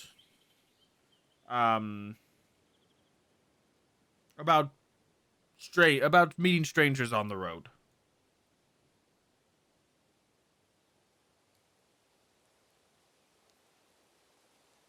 Very well, sir. I meant no offense. It's just not like we get travelers this far south, especially heading into South Gondor. Just gotta be aware of the comings and goings of this side of the border every now and again. Be wary. You're headed into a bit of debatable, deserted lands. There's Verogs, Corsairs, and even Haradrim beyond this bridge. Yeah, I'm aware, and if I had another choice to not cross this bridge, I would take it. But our paths and life take us rarely where we choose, but always where we need. Understandable. Once you cross this bridge, it's fairly unfriendly land. Not much between here and the Harnan will greet anyone north of Paros in a welcoming manner. Stay safe. Pray for your return. I appreciate your well wishes, and I hope your hunt goes well today.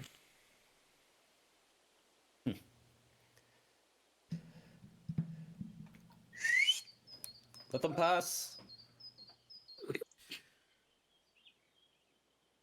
As they'll sort of meander off to the side of the road. And we'll pass, but I feel like I was a bit too cautious with them. I feel like it would have been fine just to tell them the truth, but also don't know who's friend and foe. We have been betrayed Yeah, once before. we're a little cagey. We're a little traumatized. When we get far enough for them to be in a distance, can I glance back and see if their movements indicate they might be trying to follow us or something? Give me a perception check. What time of day is it? Midday. Okay. High noon. Damn it. Your rolls tonight. Are all over the place. Yeah. You cross the bridge across the Paros and into South Gondor, and you sort of turn around to glance back into South Athelion, and you can't even see the rangers anymore. They have disappeared into the forest. Well, if they do decide to cross us, they will be sorry. They will be, but I have high hopes for them. They seem reasonable enough. Okay. Onward. Fig, do you think I did a good job? Fig, Cirion, yeah, both of you. Do you think I did a good job there? I tried to be firm but honest. Yes. I didn't want to lie to them, so. I think you did just fine. I appreciate it. Not everyone has to know everything about someone else. True, and that is something I need to learn because I'm so used to just It's fun to tell a story. It's fun to talk to other people to give away the secret, but Just think of how long it took you to find out I was raised by bears. yeah, that's true. Everyone go ahead and give me either a perception or an investigation check, their choice. Oh, yes. I Thank hate it. you. I hate it already. Love it. I love it. 16. That's a 5. I rolled a 5, got a 16. God, I should have done. Man, I was hoping my perception would be better.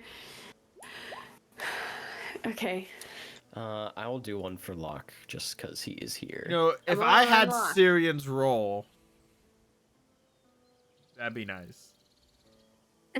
Be 22. Man, I'll plus 11 boys are rolling low. Mm-hmm.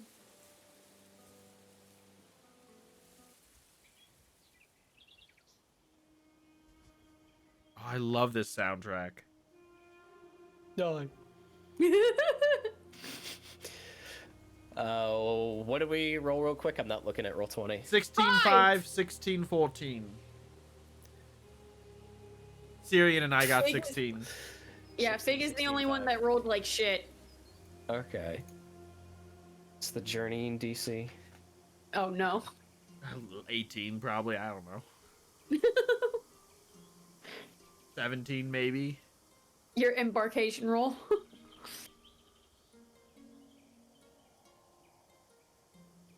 It's gonna be high because this is a dangerous region, right? You all cross the Poros River. Immediately and for the first bandits. For the first time in your journeying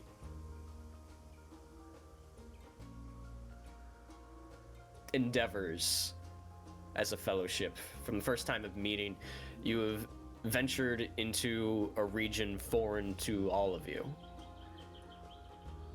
And as the air warms just a little bit in the midday sun in this region, you look out in the far distance and it's almost plains, rolling hills to the extent, and Cirion and Malvhor, as the Gondorians of steadfast mentalities and strong-willed in what you've been trained for, and in your recent history, overcoming some demons in your own mind, and seeing this this leg of your journey as a bit of an opportunity to take in the world abroad and the beauty that Middle Earth has to offer.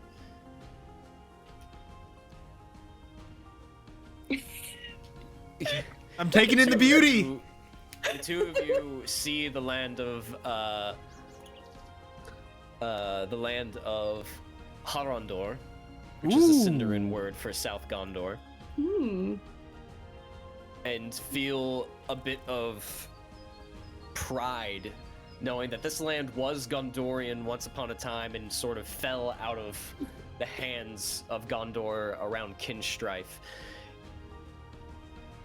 You almost see yourselves as a bit of ambassadors of, like, perhaps we can make a change in this region, a change to how Gondor is perceived.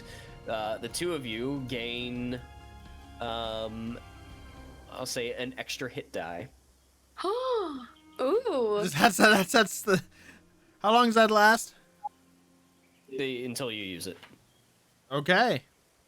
So you can go above your maximum by 1 right now. That brings me to my maximum.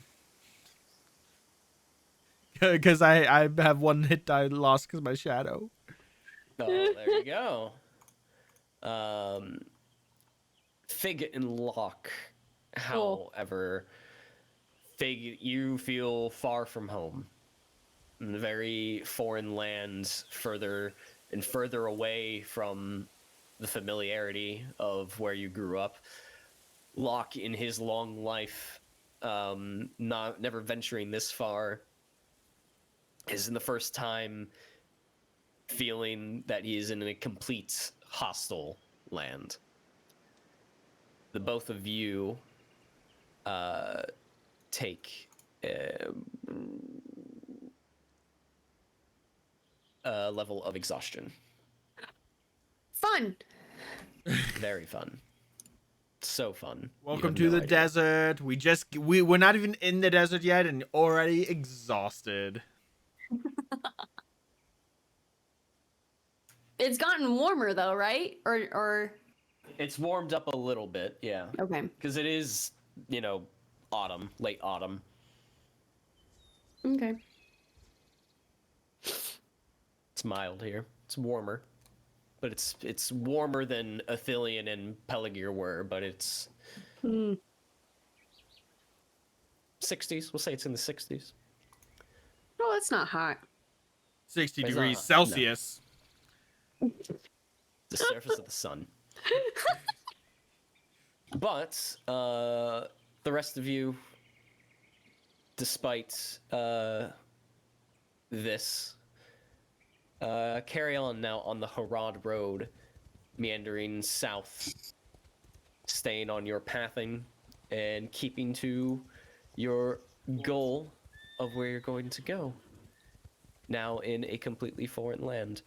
And that's where we're going to take a break. Oh, Sweet. sweet.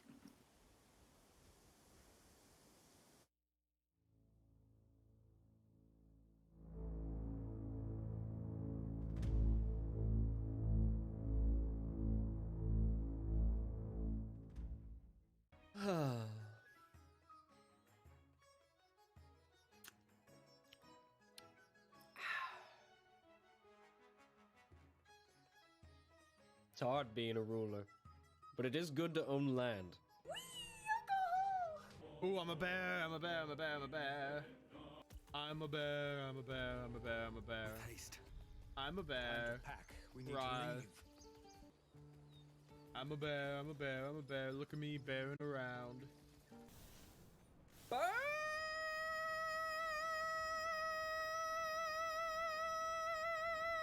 And latch onto you, you take 5 shatter damage. Just not the hug I wanted. Alright, let's make attacks at him. Roll them dice. You missed my birthday, bitch? Be all right, Heidi. Everything. Gerda, I have a couple of questions. Yes, Dirty little mouth, Gerda. You said enough already. Probably go up on sale tomorrow. My donut! I got it. I lost it. I dropped my donut. Now where do they keep mapsies? Regards. Oh, come on! Oh, well, guess I'll just kill myself. Talk amongst yourselves. Yeah, so Are we there yet? I think that way might work. Are we there yet? Kevin, you're fired. Don't have us talk amongst ourselves then. Oh, I'm sorry! It's a role-playing game! Beyond your years, my lady. I really wanted the bird. Someone get me a bird. Someone go on a hunt and get me a bird. Someone get me a bird. Your Majesty, the acclaimed playwright. Hello? My queen, a gift from the Southlands. That's a bird! You're welcome, my lady. Just know which house gave that to you. Oh my god. Chat is screaming at you now. Said the thespian. Meh. Oh, meh. Oh no. Meh. In Lindsayisms. Audience, meh. Chat, meh. Oh my god. I think you've lost it. I need to stop doing things on stream. Adventure. Now let's take a moment here and listen in to the teams mic'd up. That's mine, that's mine, that's mine, that's mine. Fuck you! We're gonna get Yay! a quest from Win. What kind of shady stuff is he involved with? The fangs of In smog. my younger years, I was a master assassin. I have made lots of enemies. Kiss All right, this ass. is a send it one. Yeah, it's ascendant, but it's all about timing and finesse. Not like that, you fuck!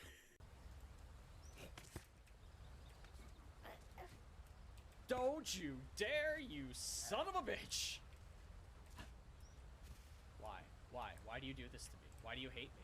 Why do you hate me? I'm just trying to jump to the fucking... I'm just trying to... I just wanna get up. I just wanna get up to the... Just let me get to the ledge. Just fucking let me get to the ledge. I swear to fucking God. Just let me get to the goddamn... Thank you! God! Talking about that earlier. I found the code! Where? I want to see where it's hidden. It was behind the gate. Like we suspected all along. Let me know when you're ready. Ready. Flying duck. Duck. Flying duck. Duck. Flying duck. Duck. Baked potato. Baked potato. Baked potato.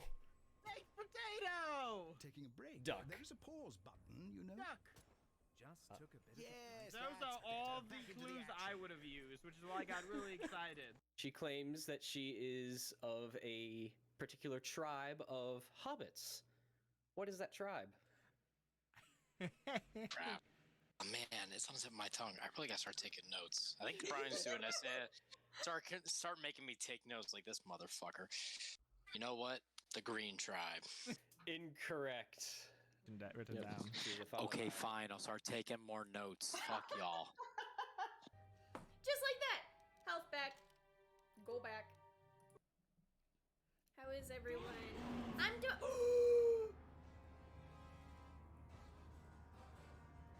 Why are they back?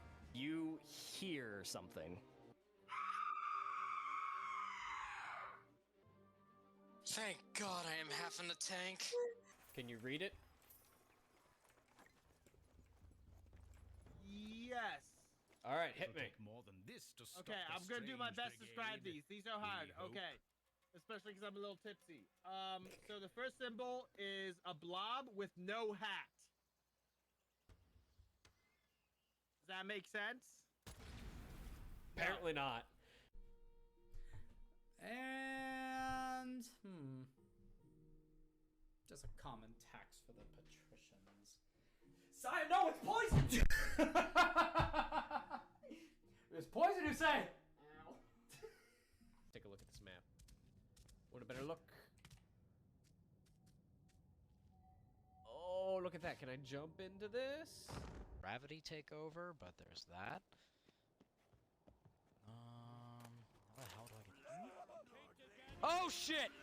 Oh shit, I'm sorry! I'm sorry, I didn't mean it! I feel like maybe I shouldn't, but every time I use my inspiration, it goes down by one. We need a rest in peace I'm emoji gonna right now. I'm gonna stop using my inspiration. Oh, you're asleep on the job! Oh, you fool. You absolute fool. Poor fellow. Well, it'll be really unfortunate if he wakes up.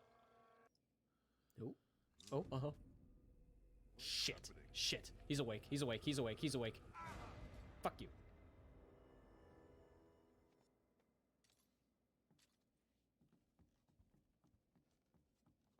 Go back to sleep.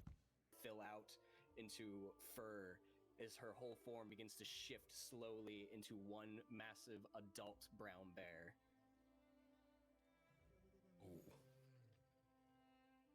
Rise, Vigdis Erendil Bjornsdatter. Oh boy. And bear the name of your father, Bjorn, as you are now the matriarch of your kin. The protectors of the forest, and those that will hold this land across that. From this moment on, your people will be known as the Bjornings. Oh shit! I'm a bear! I shall stand with you. Shit, you're on your own.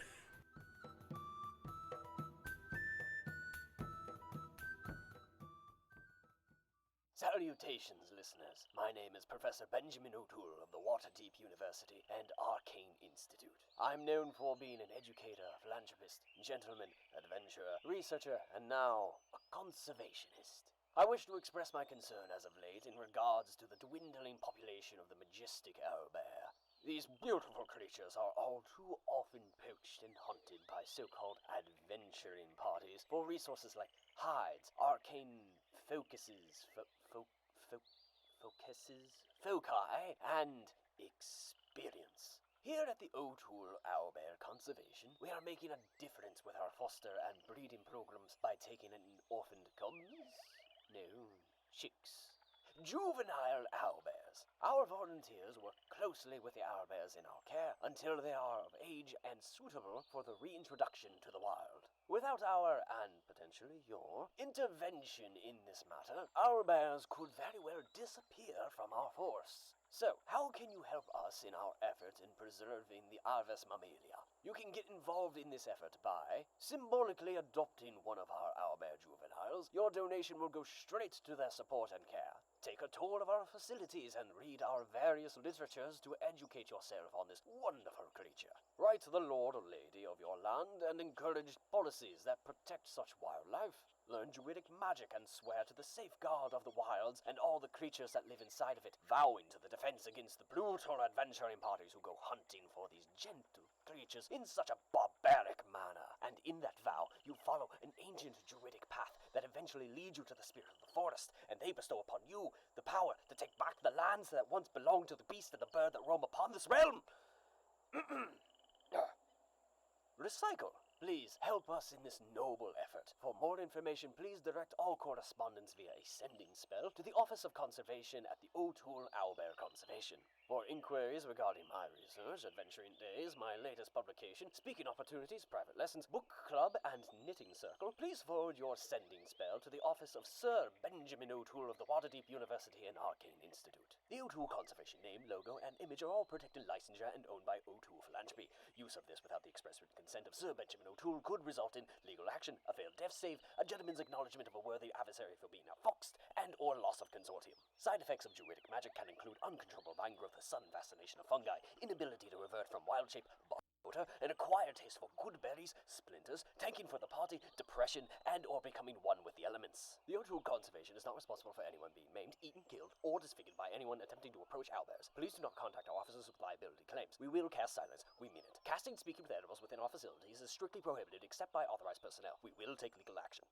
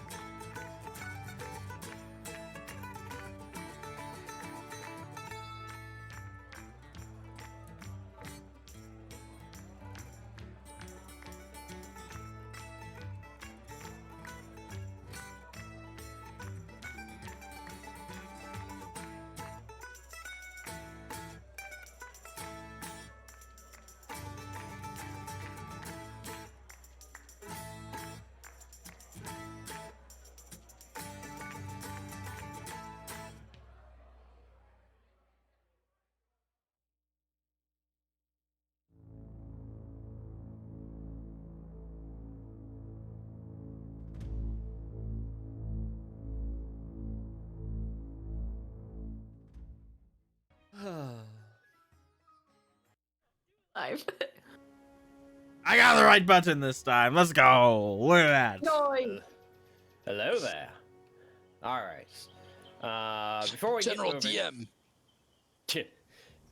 before we get going any further, this piano that you're hearing, this little Oh my gosh, this very piano sounds ominous so beginning. good.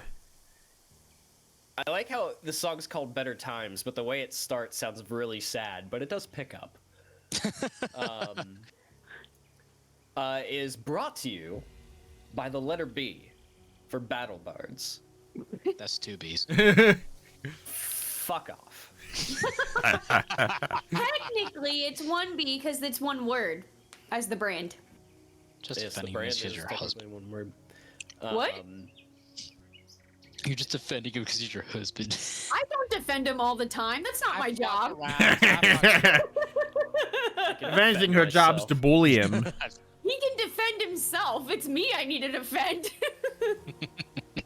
Battle Bards is a lovely service that if you want to bring a little level of immersion to your tabletop game so you can get away from just using random YouTube videos that are 3 hours long or your Spotify that actually sort of fits into the world that you're doing, like soundscapes, NPC scripts, or music like this to really help the players fully grasp where they are. You can have zombie sounds when you're running the Curse of Strahd campaign, or anything that even can fit into Middle Earth. It's fantastic. A Battle Bards Prime subscription, if that interests you, will give you discounts in store purchases, access to a soundboard, which is what we use here on stream, and even the ability to upload your own audio if that's something you do and you want to get into that.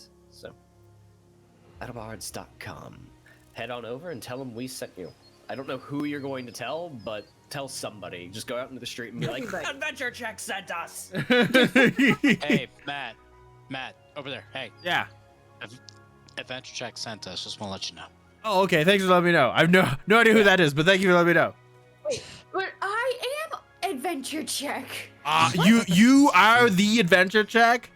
But no, like I can see you being like, but I'm AdventureCheck. also AdventureCheck. So did I send this to myself?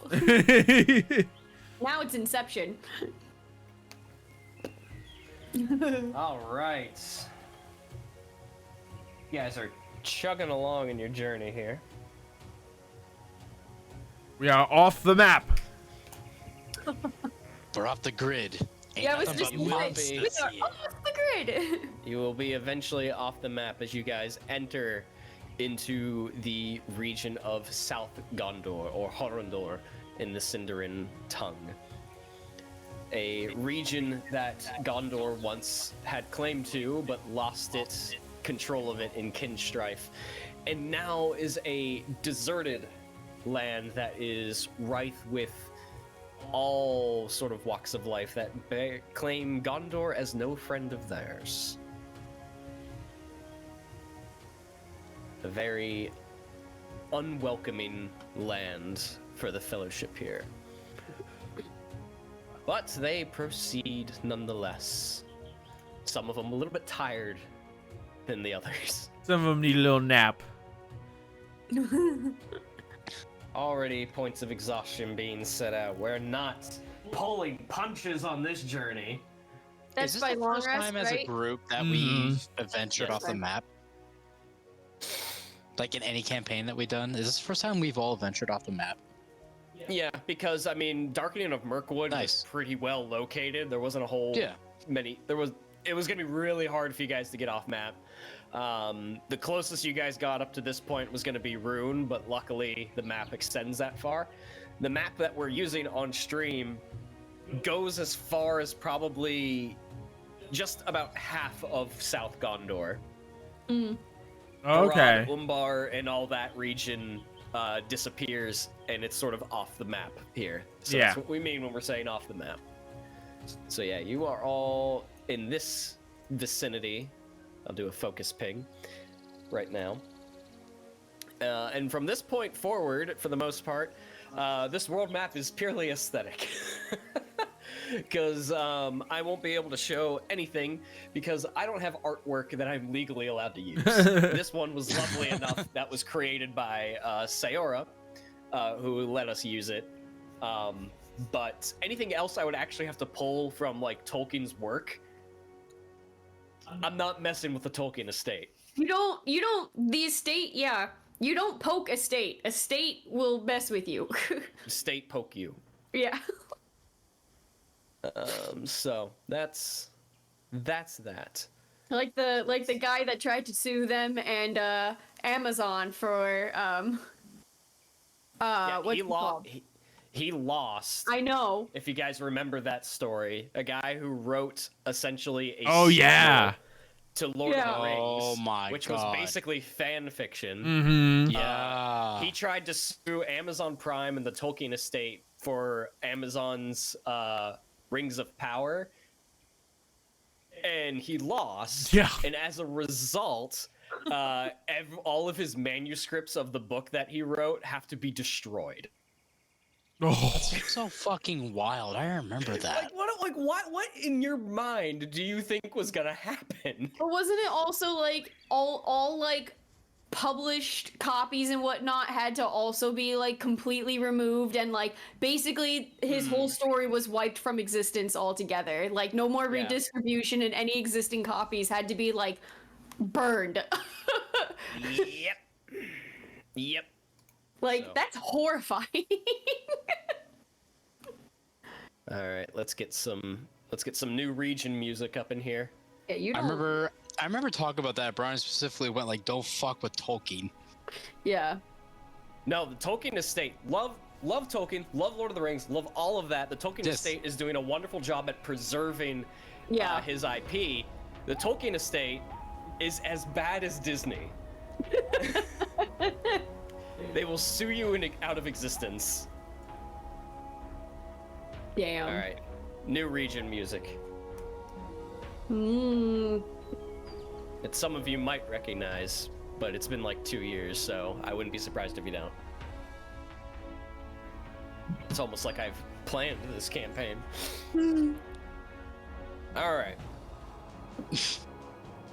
You all continue on south along the Harad Road. That begins to meander a bit in the western direction and then veers back south.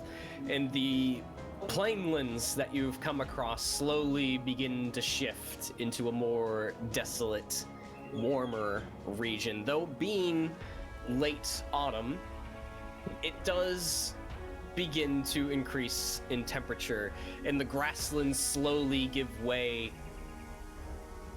to sand and desert. You see scavenger birds circling in the skies over the next several days.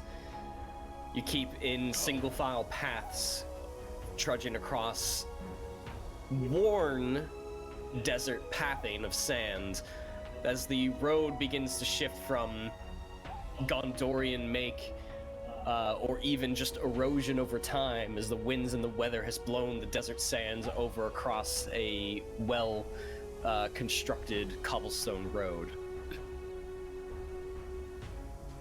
You see off in the distance as the road sort of branches out into smaller paths, not necessarily roads, in various areas, and you can see small villages way off in the distance, or migrating groups of travelers. In the far east, you see a large, it's almost clump of sand and dust moving, giving indication of migrating herds or riders. Upon entering this region, the ranger gave warning of individuals or groups that were unfriendly to Gondor. Haradrim, Corsairs of Umbar, and Vergs. An unknown culture to all of you. You travel for days, spanning hundreds of miles, breaking where you can, taking water in, trying to survive in this deserted region that was once a kingdom of Gondor. It's hot. It's definitely warmer. It's peaked probably into the high 70s, low 80s in the autumn, but at night in the desert it does dip well below into the 40s and 30s.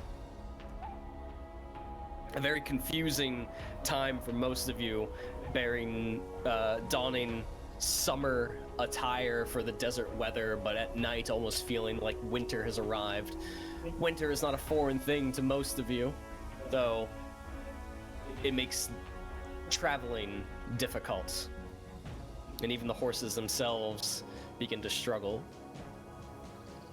You notice on a few of your days of travel that you pass small groups of unarmed travelers, perhaps with a wagon, or merely on foot, maybe perhaps merchants or just migrant workers going from one location to the other. But they ride upon mounted beasts that are unfamiliar to you, almost horse-like, four-legged with hooves, but their backs arch up in the midsection, and they tend to grunt and chew, and may even spit in your direction. Wow, look at that humpback horse.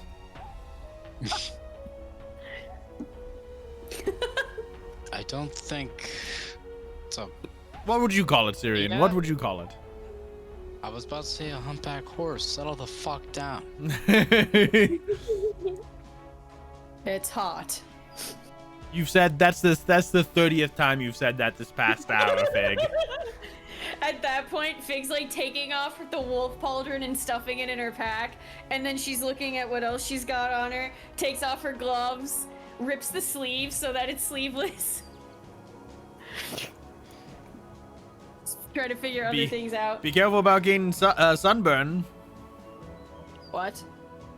The sun will burn your skin if you're in it too long.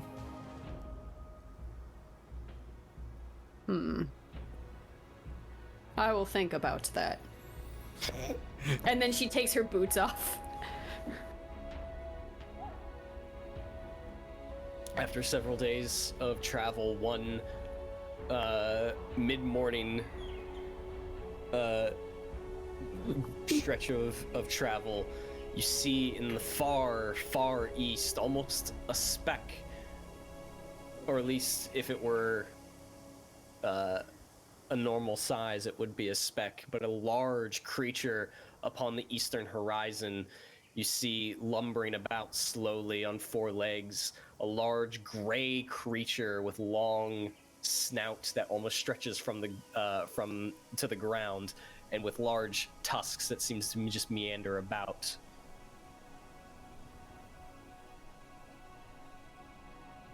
Oh, that I don't want to be on the. I don't want to be near that thing at all. You can stay over there. That would be much preferred. What would you call that, Cirion? Hey, what the fuck is that?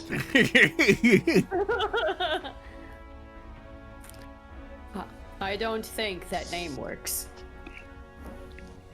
It's Fuck too that. long.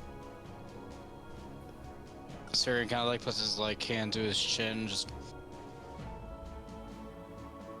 fuck that. Yes, that's much better. That's the name of this creature.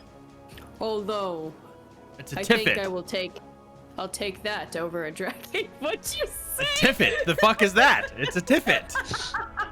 You can give me a nature or a lore check for those that would care to see if they know. I just I'm fucking in. I'm in. Tiffet. Boom! Roll Boom! 20, that's Boom! 23. Oh, well, wait, a nature or lore? Is that what you said? Yeah. Yes. Why the fuck not? I equally suck. I in want- both. You know what? Oh, hey! Killing lore. Is it Natural loading? 20? Natural 20? Hold on. I'm gonna click it Don't get again. Over a 20. Take the first one. If you get No, I over feel a 20, you're a pressure. nerd. Did you roll, Cirion? I clicked on it. Hold on, I'm gonna reopen my character sheet. We're gonna see what I happens. rolled a If 13 you get in 3 chat. rolls, just take the first one, please. Take the first one. I Yeah. rolled a 13 in chat for Alright, sunburn. Am I okay? I'm a loser. I hate this game. Maybe. Malvhor and Fig, whether it's by study or stories that told from the elves or records found within the halls of Gondor, this is one of the largest beasts upon Middle Earth. This is an Oliphant. I'll take this over the dragon. Like, what, to fight? Yes. I don't think you understand. I feel like that's far away. It's very large. I don't know how we would fight that thing. It'd just step on us. Game over. I bet that thing would give the dragon a run for its money. I would much prefer not to find out what that thing is like. But it cannot breathe fire. Malvhor, with the lore check, you know that the tribes of the Haradrim have been known to tame these creatures and even build platform saddles that sit on top of their backs for the sake of mobile fortress, essentially. Believe it or not, some people build homes on the back of those things. All right, so 2 people in this fellowship need to reenact the Gimli Legolas scene. If we fight an Oliphant. That still only counts as 1. I bet that Cirion as Gimli and Fig will take it down. I will gladly recreate that. That's like one of my favorite scenes in the movies. Malvor's just like, this is a great story. But also stay away from me. As the days pass and the miles begin to rack up on your journeys, you've make your way through South Gondor and begin to near the next river, the next natural border of this region. As the road meanders more easterly, and in the far distance, spanning the large, wide river, you see not a stone bridge, but a more rickety wooden bridge, wide enough merely for single file. Well, let's just cross it one at a time. Wait for someone else to get to the other side before you cross it. I don't trust it. Do you want to take the... I'm going to pull out my rope and go, do we want to take this to kind of help tie it to one side?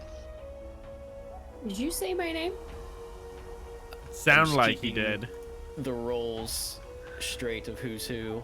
I was stuck imagining Fig trying to fuck with her hair to make it an updo because she's hot. But she's got like half dread, so I don't know quite how that works in my head yet. Did anybody hear my idea? I did. Yeah. And Okay, sure. I can take the rope. I can take it. I can go first. That works too. I'm just waiting to see what Brian tells me to do. That's fine. Yeah. As you guys sit back in your saddles and approach in the far distance, looking through the sort of shimmering atmosphere from the heat, Locke sort of points out towards the bridge.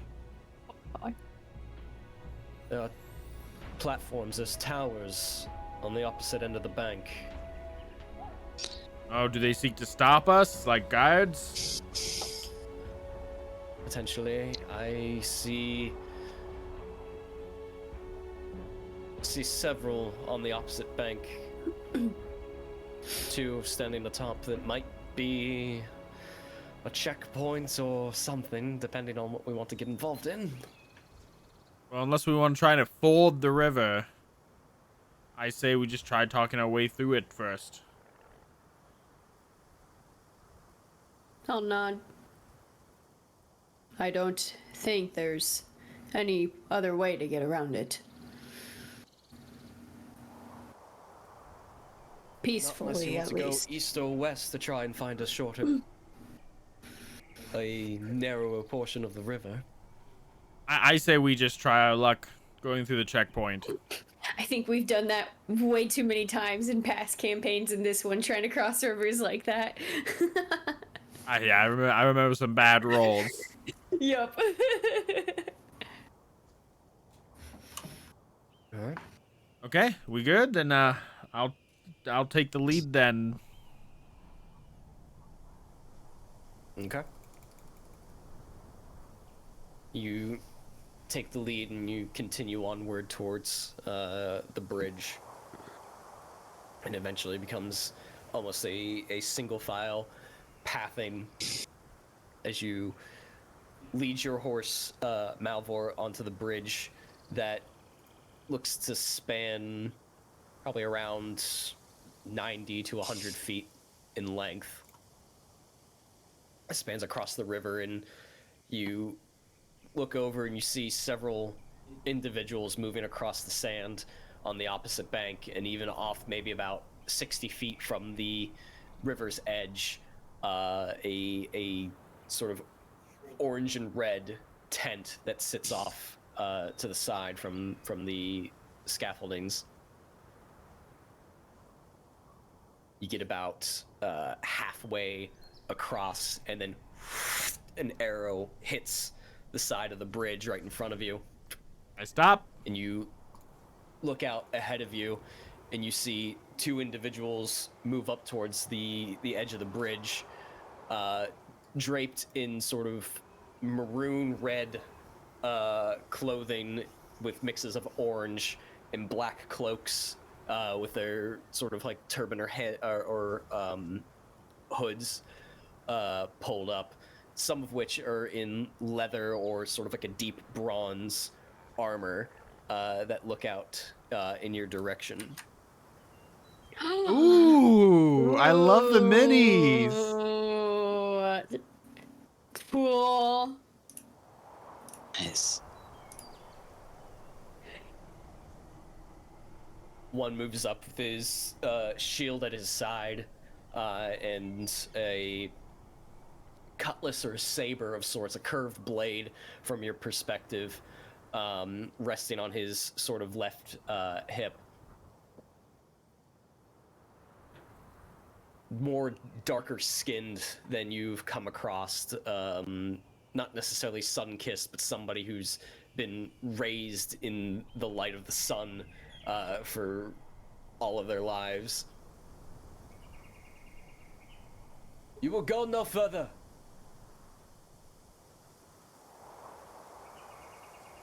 May I ask why?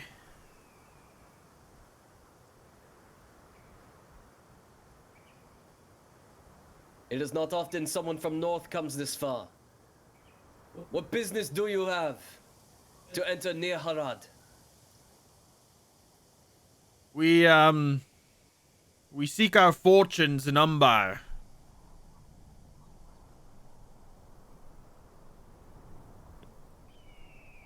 Go ahead and give me a traditions check as we entered an audience phase. Oh shit. I have expertise in traditions now. Let's. Oh, I am inspiration. Oh shit. Heyo! Natural 1 to natural 20. Look, Malvhor, I've seen you roll many a dice, and when you burn your inspiration, you're usually fucked the next Yeah, time. but you can't go below 1. You can't go below 1. I'm just glad to see you return to form, my friend. Thank you. It feels good. The balance is restored. Good, Anakin. Execute odds a natural 20. Sorry. You seek fortunes. In Umbar, no less. Not many come down this far just for fortunes. They often run from something. Who are you? What do you run from?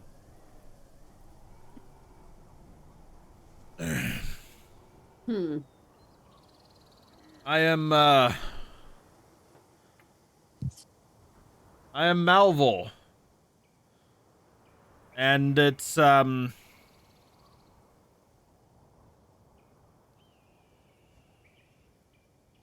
skills are gonna be better put to work for us in Umbar than anywhere else north of here. We have had more than our uncomfortable run-ins with the men of Gondor, and we seek to leave that land behind. You hear amongst the group across the river, you see sort of sporadic chuckles that sort of echo upon the desert wind. Go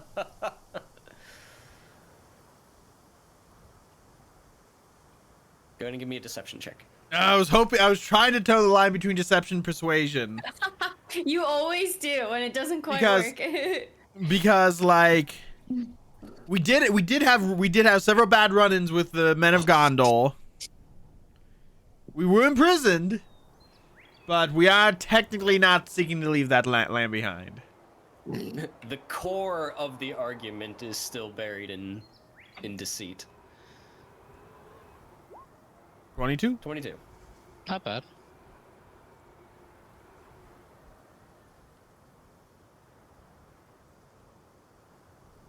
For run-ins with the men of Gondor. So you flee to Umbar.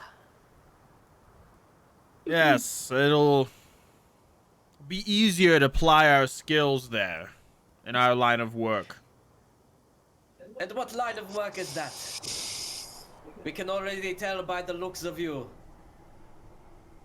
that you're born of a land that's not friendly to ours.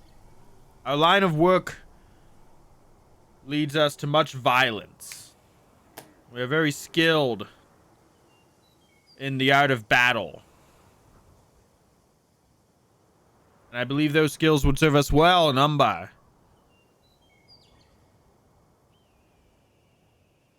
A haven of corsairs. You believe this? Northern Gondorians not used to the light of the sun. Looking for treasures. It is a poem. It is a story rife with legend. I think there's a lot of legend to be learned in this land.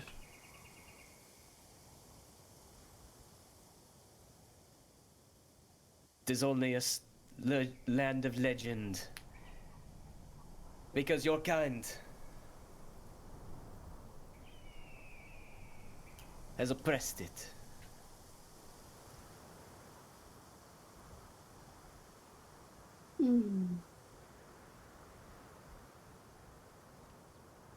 True?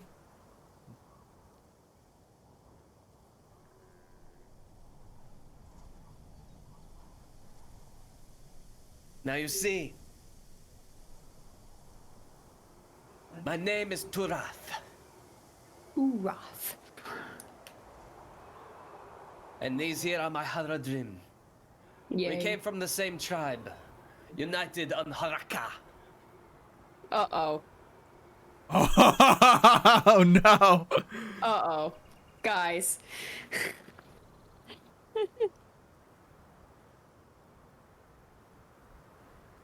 We've been tasked to watch our borders.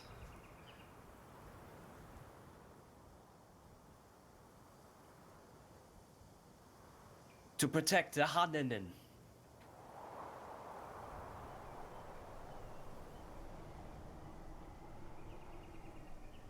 And the four of you, as he sort of narrows his eyes and looks past you all.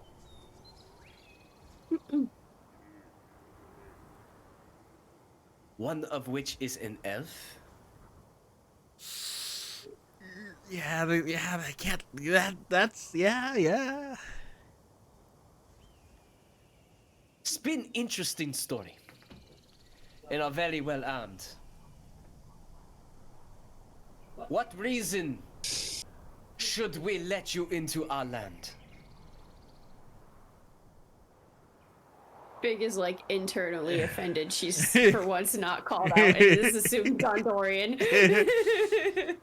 There's a part of Cirion that wants to go like, what party was that wants you to let us into our country? Part of me wants to go like, we have a great personality.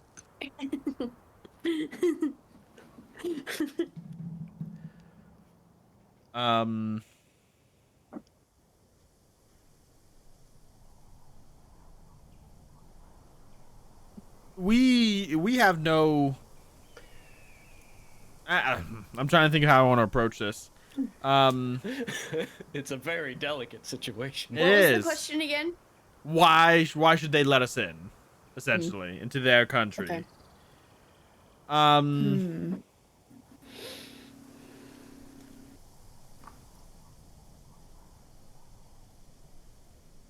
Oh shit. Umbar claimed independence from Gondor and has strong ties with Harad. Your final destination may be there. We can't have anyone swaying Umbar back to Gondor's side. We have no interest in the politics of Umbar. We are not some ambassador from Gondor. We have no ties with their kingdom. We are mercenaries. We travel far and wide.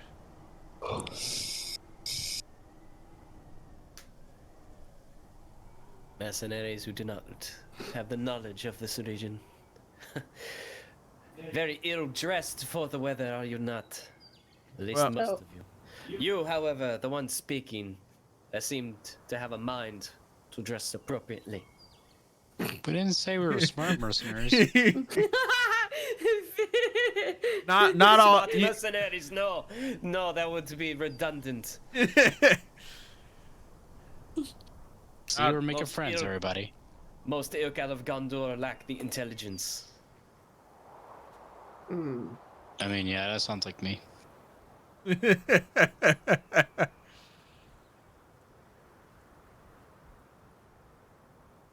Give me a persuasion check, Malvhor. Do I, Cirion? Do I 17. look Gondorian? 17. Fig, you look as much Gondorian as I look Elvish. So you're all mercenaries. Then they need better eyesight. And what about the elf? He forsake his people?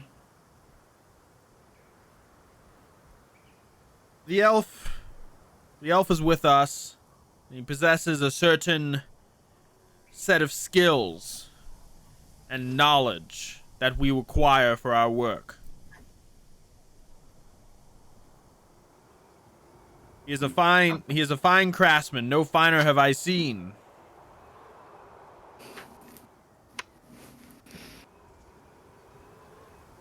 And through his arms may we find victory with our strength.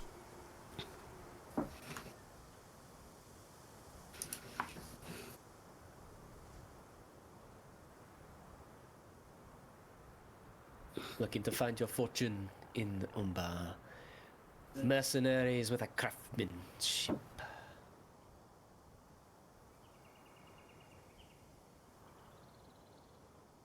Umbar is a haven that welcomes all, within reason.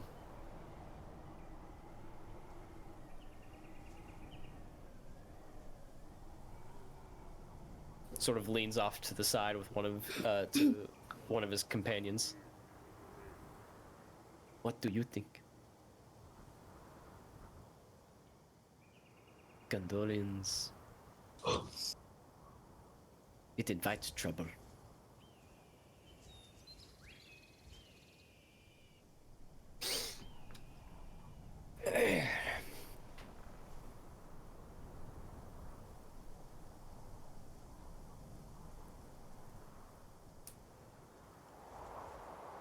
You are fleeing Gondor. Yes? Indeed.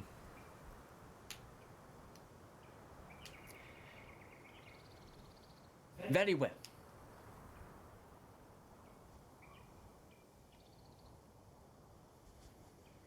Forsake your country.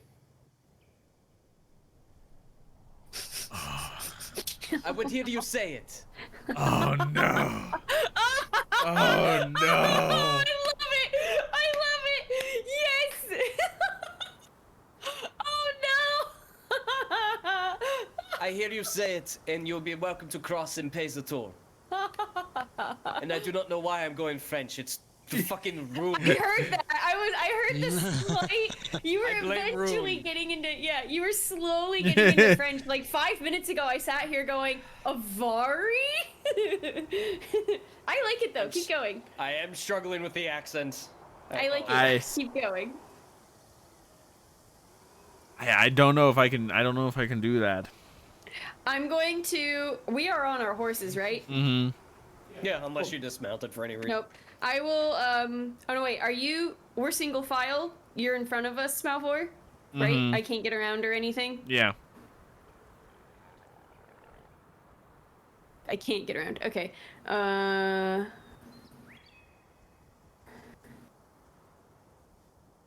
Okay. Do you need a visual? Sure. You have a map made for this? Oh no. I have a map made for everything. Oh. Is it not rendering? Oh, there it is. Oh, I see.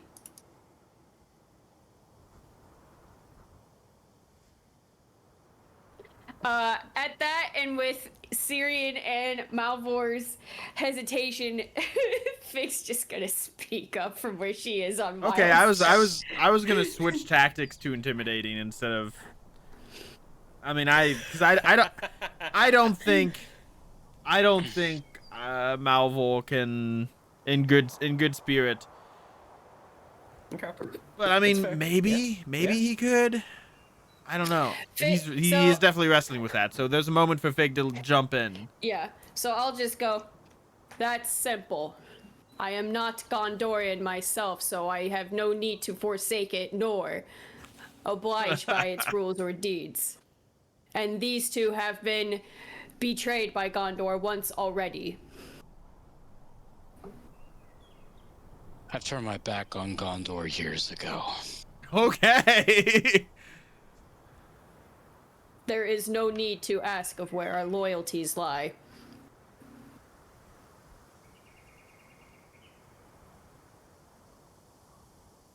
Leans over to his companion. She sounds serious. Do I look Gondorian to you? You do not want me to answer that. I do. Oh shit. Oh, With the Fig. exception of the elf, you all look Gondorian. Then you are poor judgment of characters. We're the poor judgment. I love hearing the Hear the audacity. arrogance coming out of her mouth. Do these words suffice or not?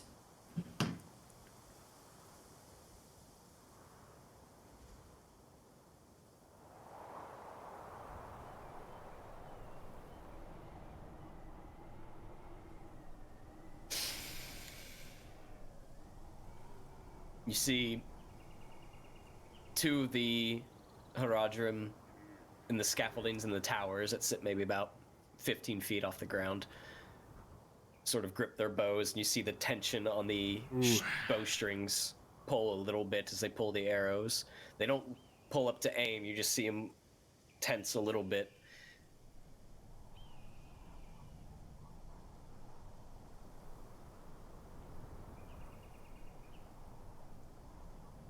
Malvhor, as the leader of this audience, you can give one more persuasion check from Fig. Fig's attempt. That's borderline intimidation. I was gonna say. Were you going for intimidation? I mean, not really, but she's just Okay. naturally intimidating, so just take it as you will. I don't care either way. 32. Yeah. 32.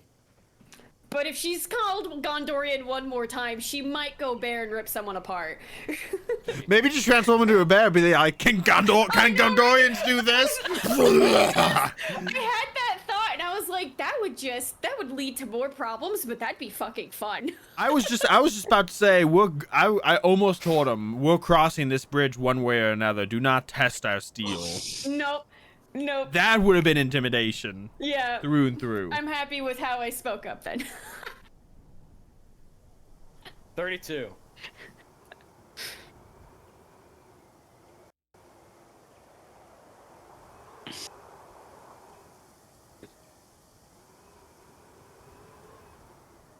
What attack? What attack? He shouts off to the rest of the Haradrim. You may pass. At 1 gold per head.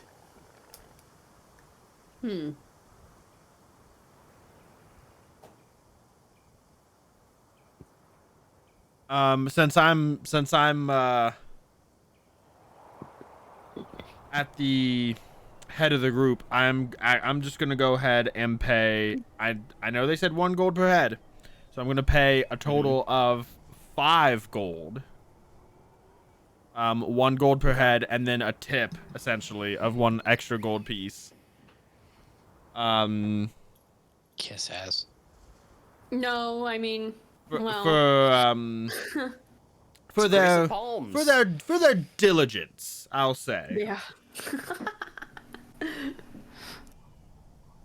Grease and palms.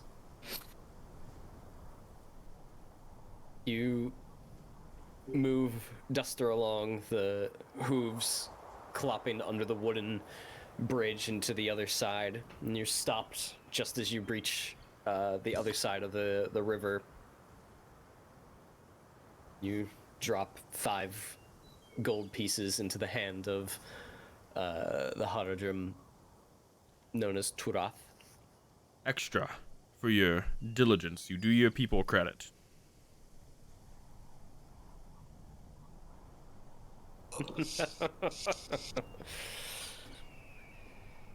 Enjoy Umbar. I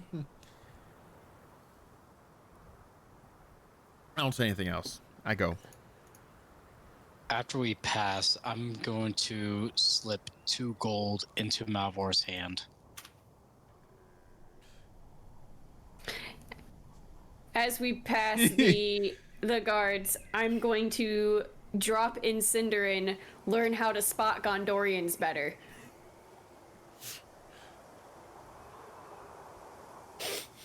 And just see how they pick up the different language. One's bribing TSA, the other one's just poking at customs, trying not to get detained. One just here for the ride. Yeah, really? Poor Locke is like, why am I here? They don't immediately seem to acknowledge the Cinderim. That's as you fine. guys are, as Malvhor passes, and then whatever the marching order was, we'll see Fig passes next, one by one, as he's sort of chuckling and watching you all pass. Enjoy Umbar. And if you step out of line, Kuma will find you. Kuma? Does that sound familiar? Who's Kuma? Kuma doesn't sound familiar at all. Kuma. Who is Kuma? I just wrote that in my notes too. Who is Kuma? I did. That's me.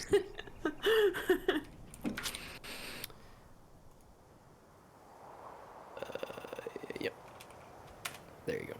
Oh, I'm spelled wrong.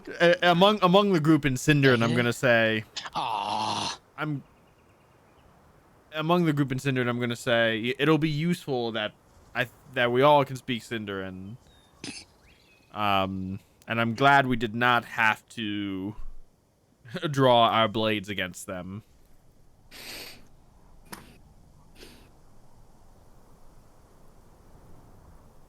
It was close. But thank you for bringing that to my attention, Fig, that many people aren't going to be able to speak Sindarin. No. Yeah, so that can be like our secret language. I liked that idea. That works for me. I wonder if people in the eye speak Sindarin, or if we can use that to... I imagine they probably have at least some people who do. I am sure we will find out one way or another. You think they'll be suspicious if we walk back the opposite and say, oh, why are you going north? Why are you leaving? We will cross that bridge when we get there. That's a funny joke, Fig. Literally. What joke? We'll cross that because it's a bridge. We crossed it. We'll cross that. Oh. I just crack a smile.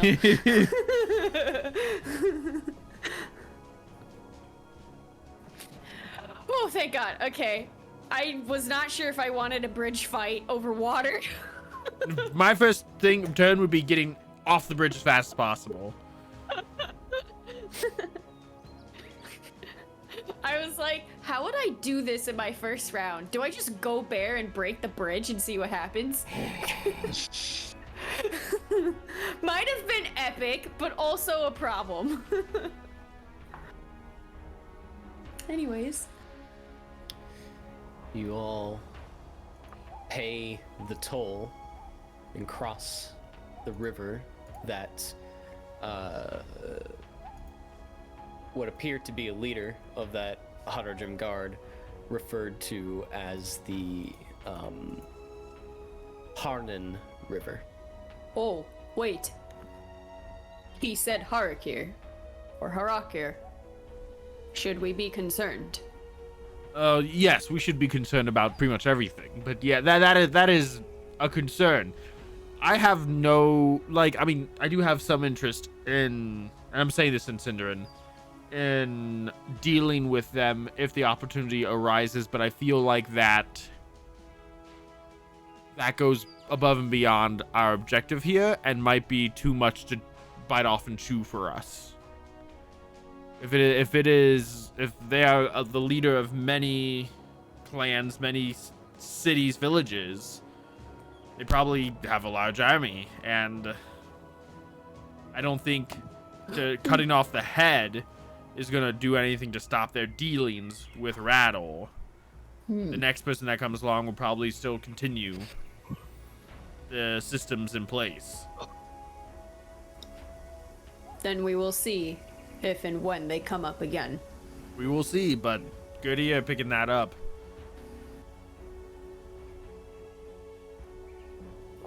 Sorry, I didn't mean to interrupt. My brain just went, You're fine. You're fine. As you cross the river and pay the toll, crossing the Harnan River and enter the region of Haradwaith. ooh. You're officially in Harad.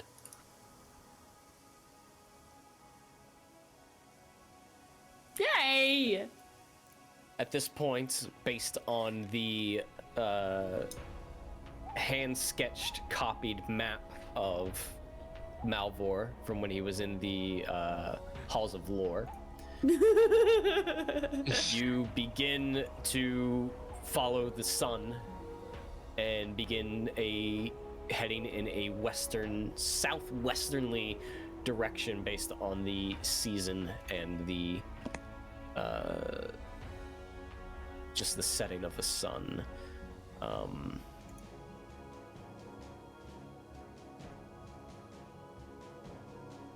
Sorry, just bringing up a map on my side. I like this music.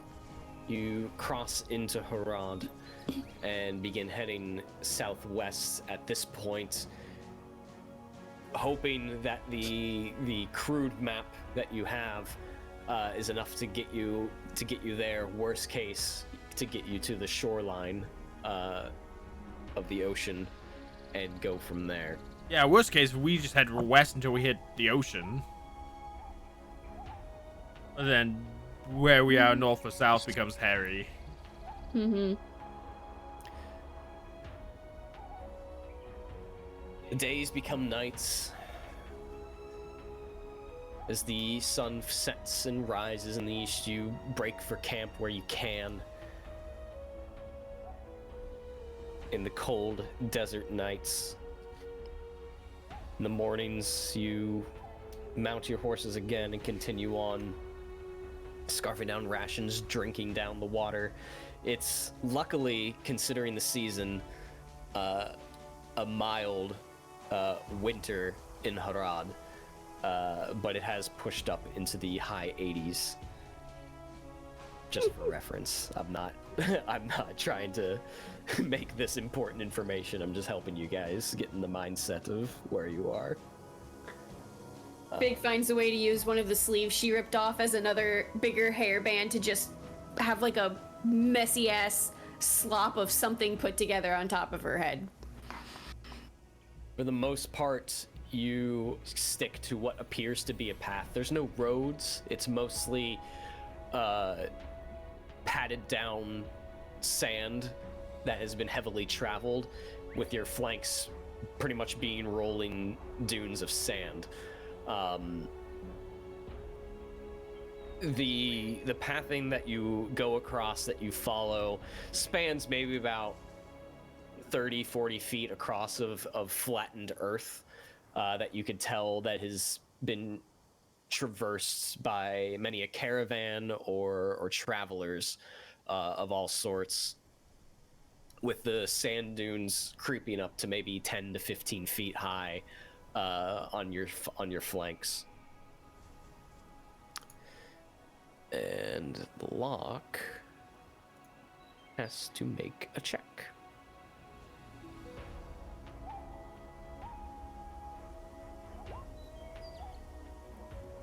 $28. As you continue down the path, at one day in the far distance, Locke points out it's a large dust cloud some miles off in the direction we're heading. Oh, is there any way we could avoid it? Potentially. It depends on if we want to stay on this path or risk going into the uncharted regions of the dunes. Honestly, I'd rather stay on the path and face whatever's in that cloud than take a chance in the dunes. What does everyone else think? There's no cover nearby for it? Like if it comes our way or whatever? It's a ways off, Fig. Several miles. Maybe a day's ride. From what I can tell, it's a large dust cloud. Could either be a sandstorm or a large group of migration animals or travelers or something. Curious. We can either add time to our travels and go off the path and go around, or take our chances, stay on the path, and just be prepared for whatever we might come across. I say we stay on the path. Okay. I mean, we could. That's just my thought, my idea. If the rest of us decide to go off the path, then that's what we do. More to foreign land, and I have no idea what's potentially that is. I don't know. I'm conflicted.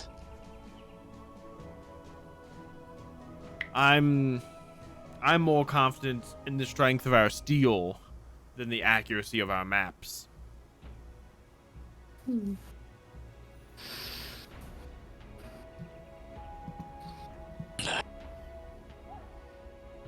Well,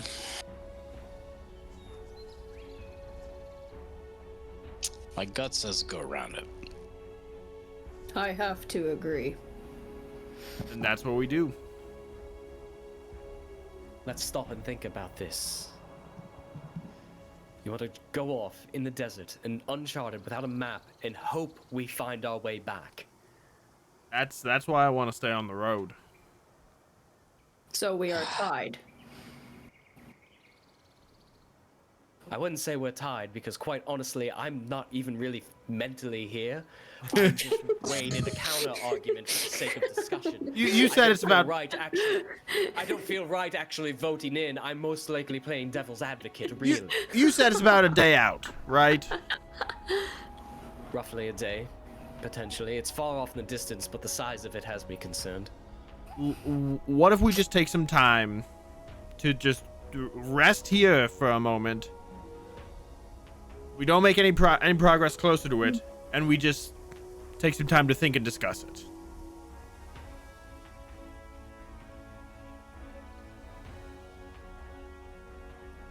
And like we take I just want to give you time to, you know, get mentally up to speed, but What time of day is it? Late afternoon. Okay. I mean, I am fine with that too. Waiting a little to see if it stalls or changes direction. I would not be opposed to waiting. Plus, we could probably talk and discuss.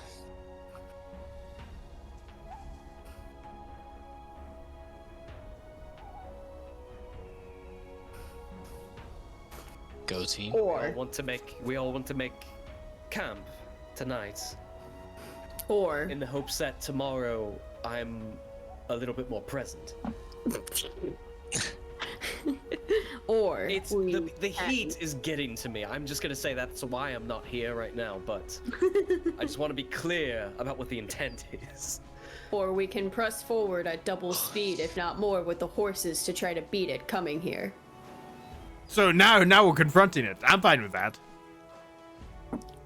Wait, it's not coming from... Maybe I misunderstood. To days off, he sees a dust cloud. It's on the path. We ahead don't of us. know exactly like what direction it's coming / going. It's just a big dust cloud on the road. Yeah. It's a day On the day road. out. He doesn't it's a day out.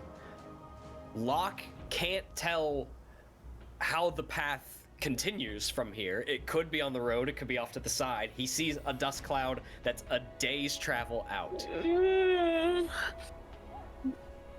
That is large. That is what he's conveying from at this point. I don't know. I know.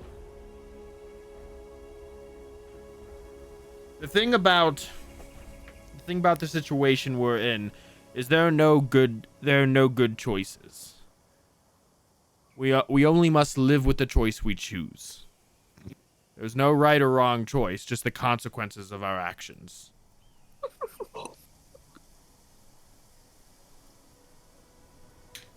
I am prepared to I think we're more prepared to face the consequences of staying on the road than going off the road.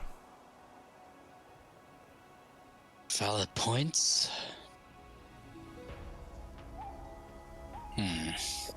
But we need to come to an agreement. Stay on the road.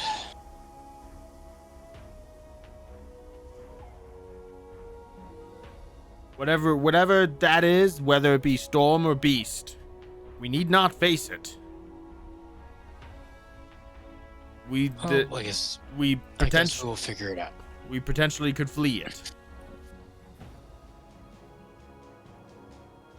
But I trust in our steel, our newly forged steel for some of us. Then we wait and see what it is. And remain steadfast. I'm fine with that as long as we stay on the road. Very well.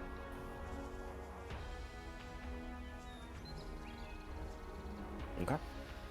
Think of this as the, well, that analogy doesn't work because it's not Mirkwood yet. It's like, stay on the elf path. Don't go off the elf path. Same thing. Yeah. Alrighty. Okay. You guys press on for a few hours and then stop and camp for the night. Wake early the next morning as the sun finally begins to warm the sands in your faces. The horses, for the most part, seem to lap up more of the water that you've brought along than you do, because they've been doing most of the work. Their hooves sink deep into the sand, the soft ground that is the sand. They don't seem to move in the fashion that they ordinarily are accustomed to, not like the creatures that you've come across earlier in your travels that some of the other travelers have been seen to use, the humpback horses, if you will.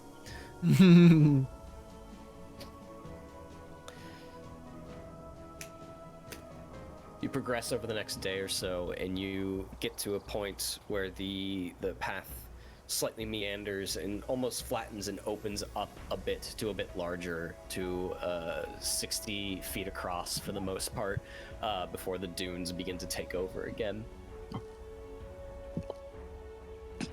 As you progress forward, you begin to notice jutting out in front of you is a large boulder that seems to have been eroded away from the sand, and you sort of round it and you press on for another several hours until night comes,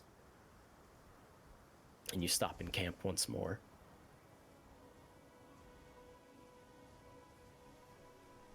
And in the night time, as you guys begin to set up your camp, maybe based on the map that you've been looking at, maybe another few days or half a week or so from the shoreline, from one of the havens of Umbar, your destination.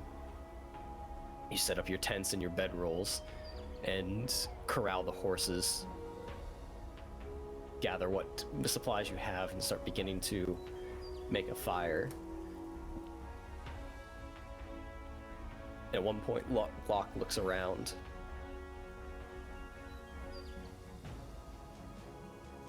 Did anyone else feel that? Feel what?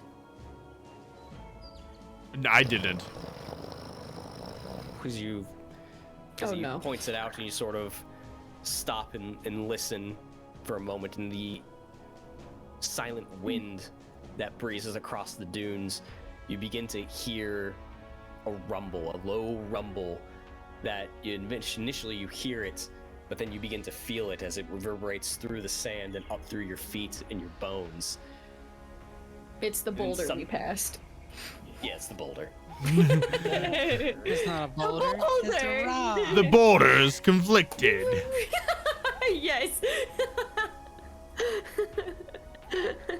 Sorry. And then suddenly, as you feel the rumbles come up through the sand and through your bodies, out of the side of one of the dunes, sand seems to explode out of one side and send debris everywhere as a large hole begins to make way, as the sand almost begins to cave in as a bit of a sinkhole, and a shadow emerges from the shifting sand that begins to take shape, a large bulbous shape of a creature that begins with a long neck, begins to swing about, and you hear a as the sand begins to shift away from the wind and almost collide against the shape of this large, deeply tanned, scaly creature with very short limbs into the sand, looks around and sniffs the air, and lies its eyes right upon you as you come face to face with a longworm dragon. I officially hate this place. A long worm dragon? God! That's where we're going to end tonight. Oh my god. Oh, I was ready to fuck. Fig unsheathes her ass. Jesus Christ. Unsheathes her ass. Oh my. Yeah. Different campaign. Just run the back. Oh, dear. I think the heat's getting to Fig. I was gonna say her accent just never mind. I'm done. I think we all are. I completely fuck. That's funny. Malvhor draws broadsword, Cirion draws longsword, Locke draws his weapon, and then Vig just undoing a belt, going like, ready to fuck around. No, she's not that person. No, she still has her axe. She's just naked because she's like, it's too hot. I know. I was when I was talking about how she was like taking off certain parts of her armor. I was like, how much would she take off? I had to think about that. For How much humility? humility or shame was she raised with? She's not shy. You guys already by bears. You guys already know this from the bathhouse experience with her. Yeah. She literally just went okay and just took everything off without waiting for you guys to look away or whatever. She's not shy. So we will pick up next week and roll some initiatives. Luckily, thanks to Locke's perception check, you aren't surprised, but you did walk right into an encounter with a long worm. Yay. I'm so excited. Long worm. We'll see how that goes. Bypassed one encounter, or at least one combat encounter, thanks to Silver Tongues. But you're not getting out of this one. I can't silver tongue the long worm. This one doesn't give a shit. It's not the Drake in the north. It's just that hungry. Was all about. Yeah. Yeah. This one's hunting. Well, it's gonna get a mouthful of steel. You can't have my ass. And my ass. On that note, welcome to Harad. Oh my god. We'll pick up next week. Our stream schedule is normal, so we'll all be back later within the week at some capacity. Thank you all so much for joining us. I hope you enjoyed it. If I don't see you before next week, thank you for joining us and stay proficient.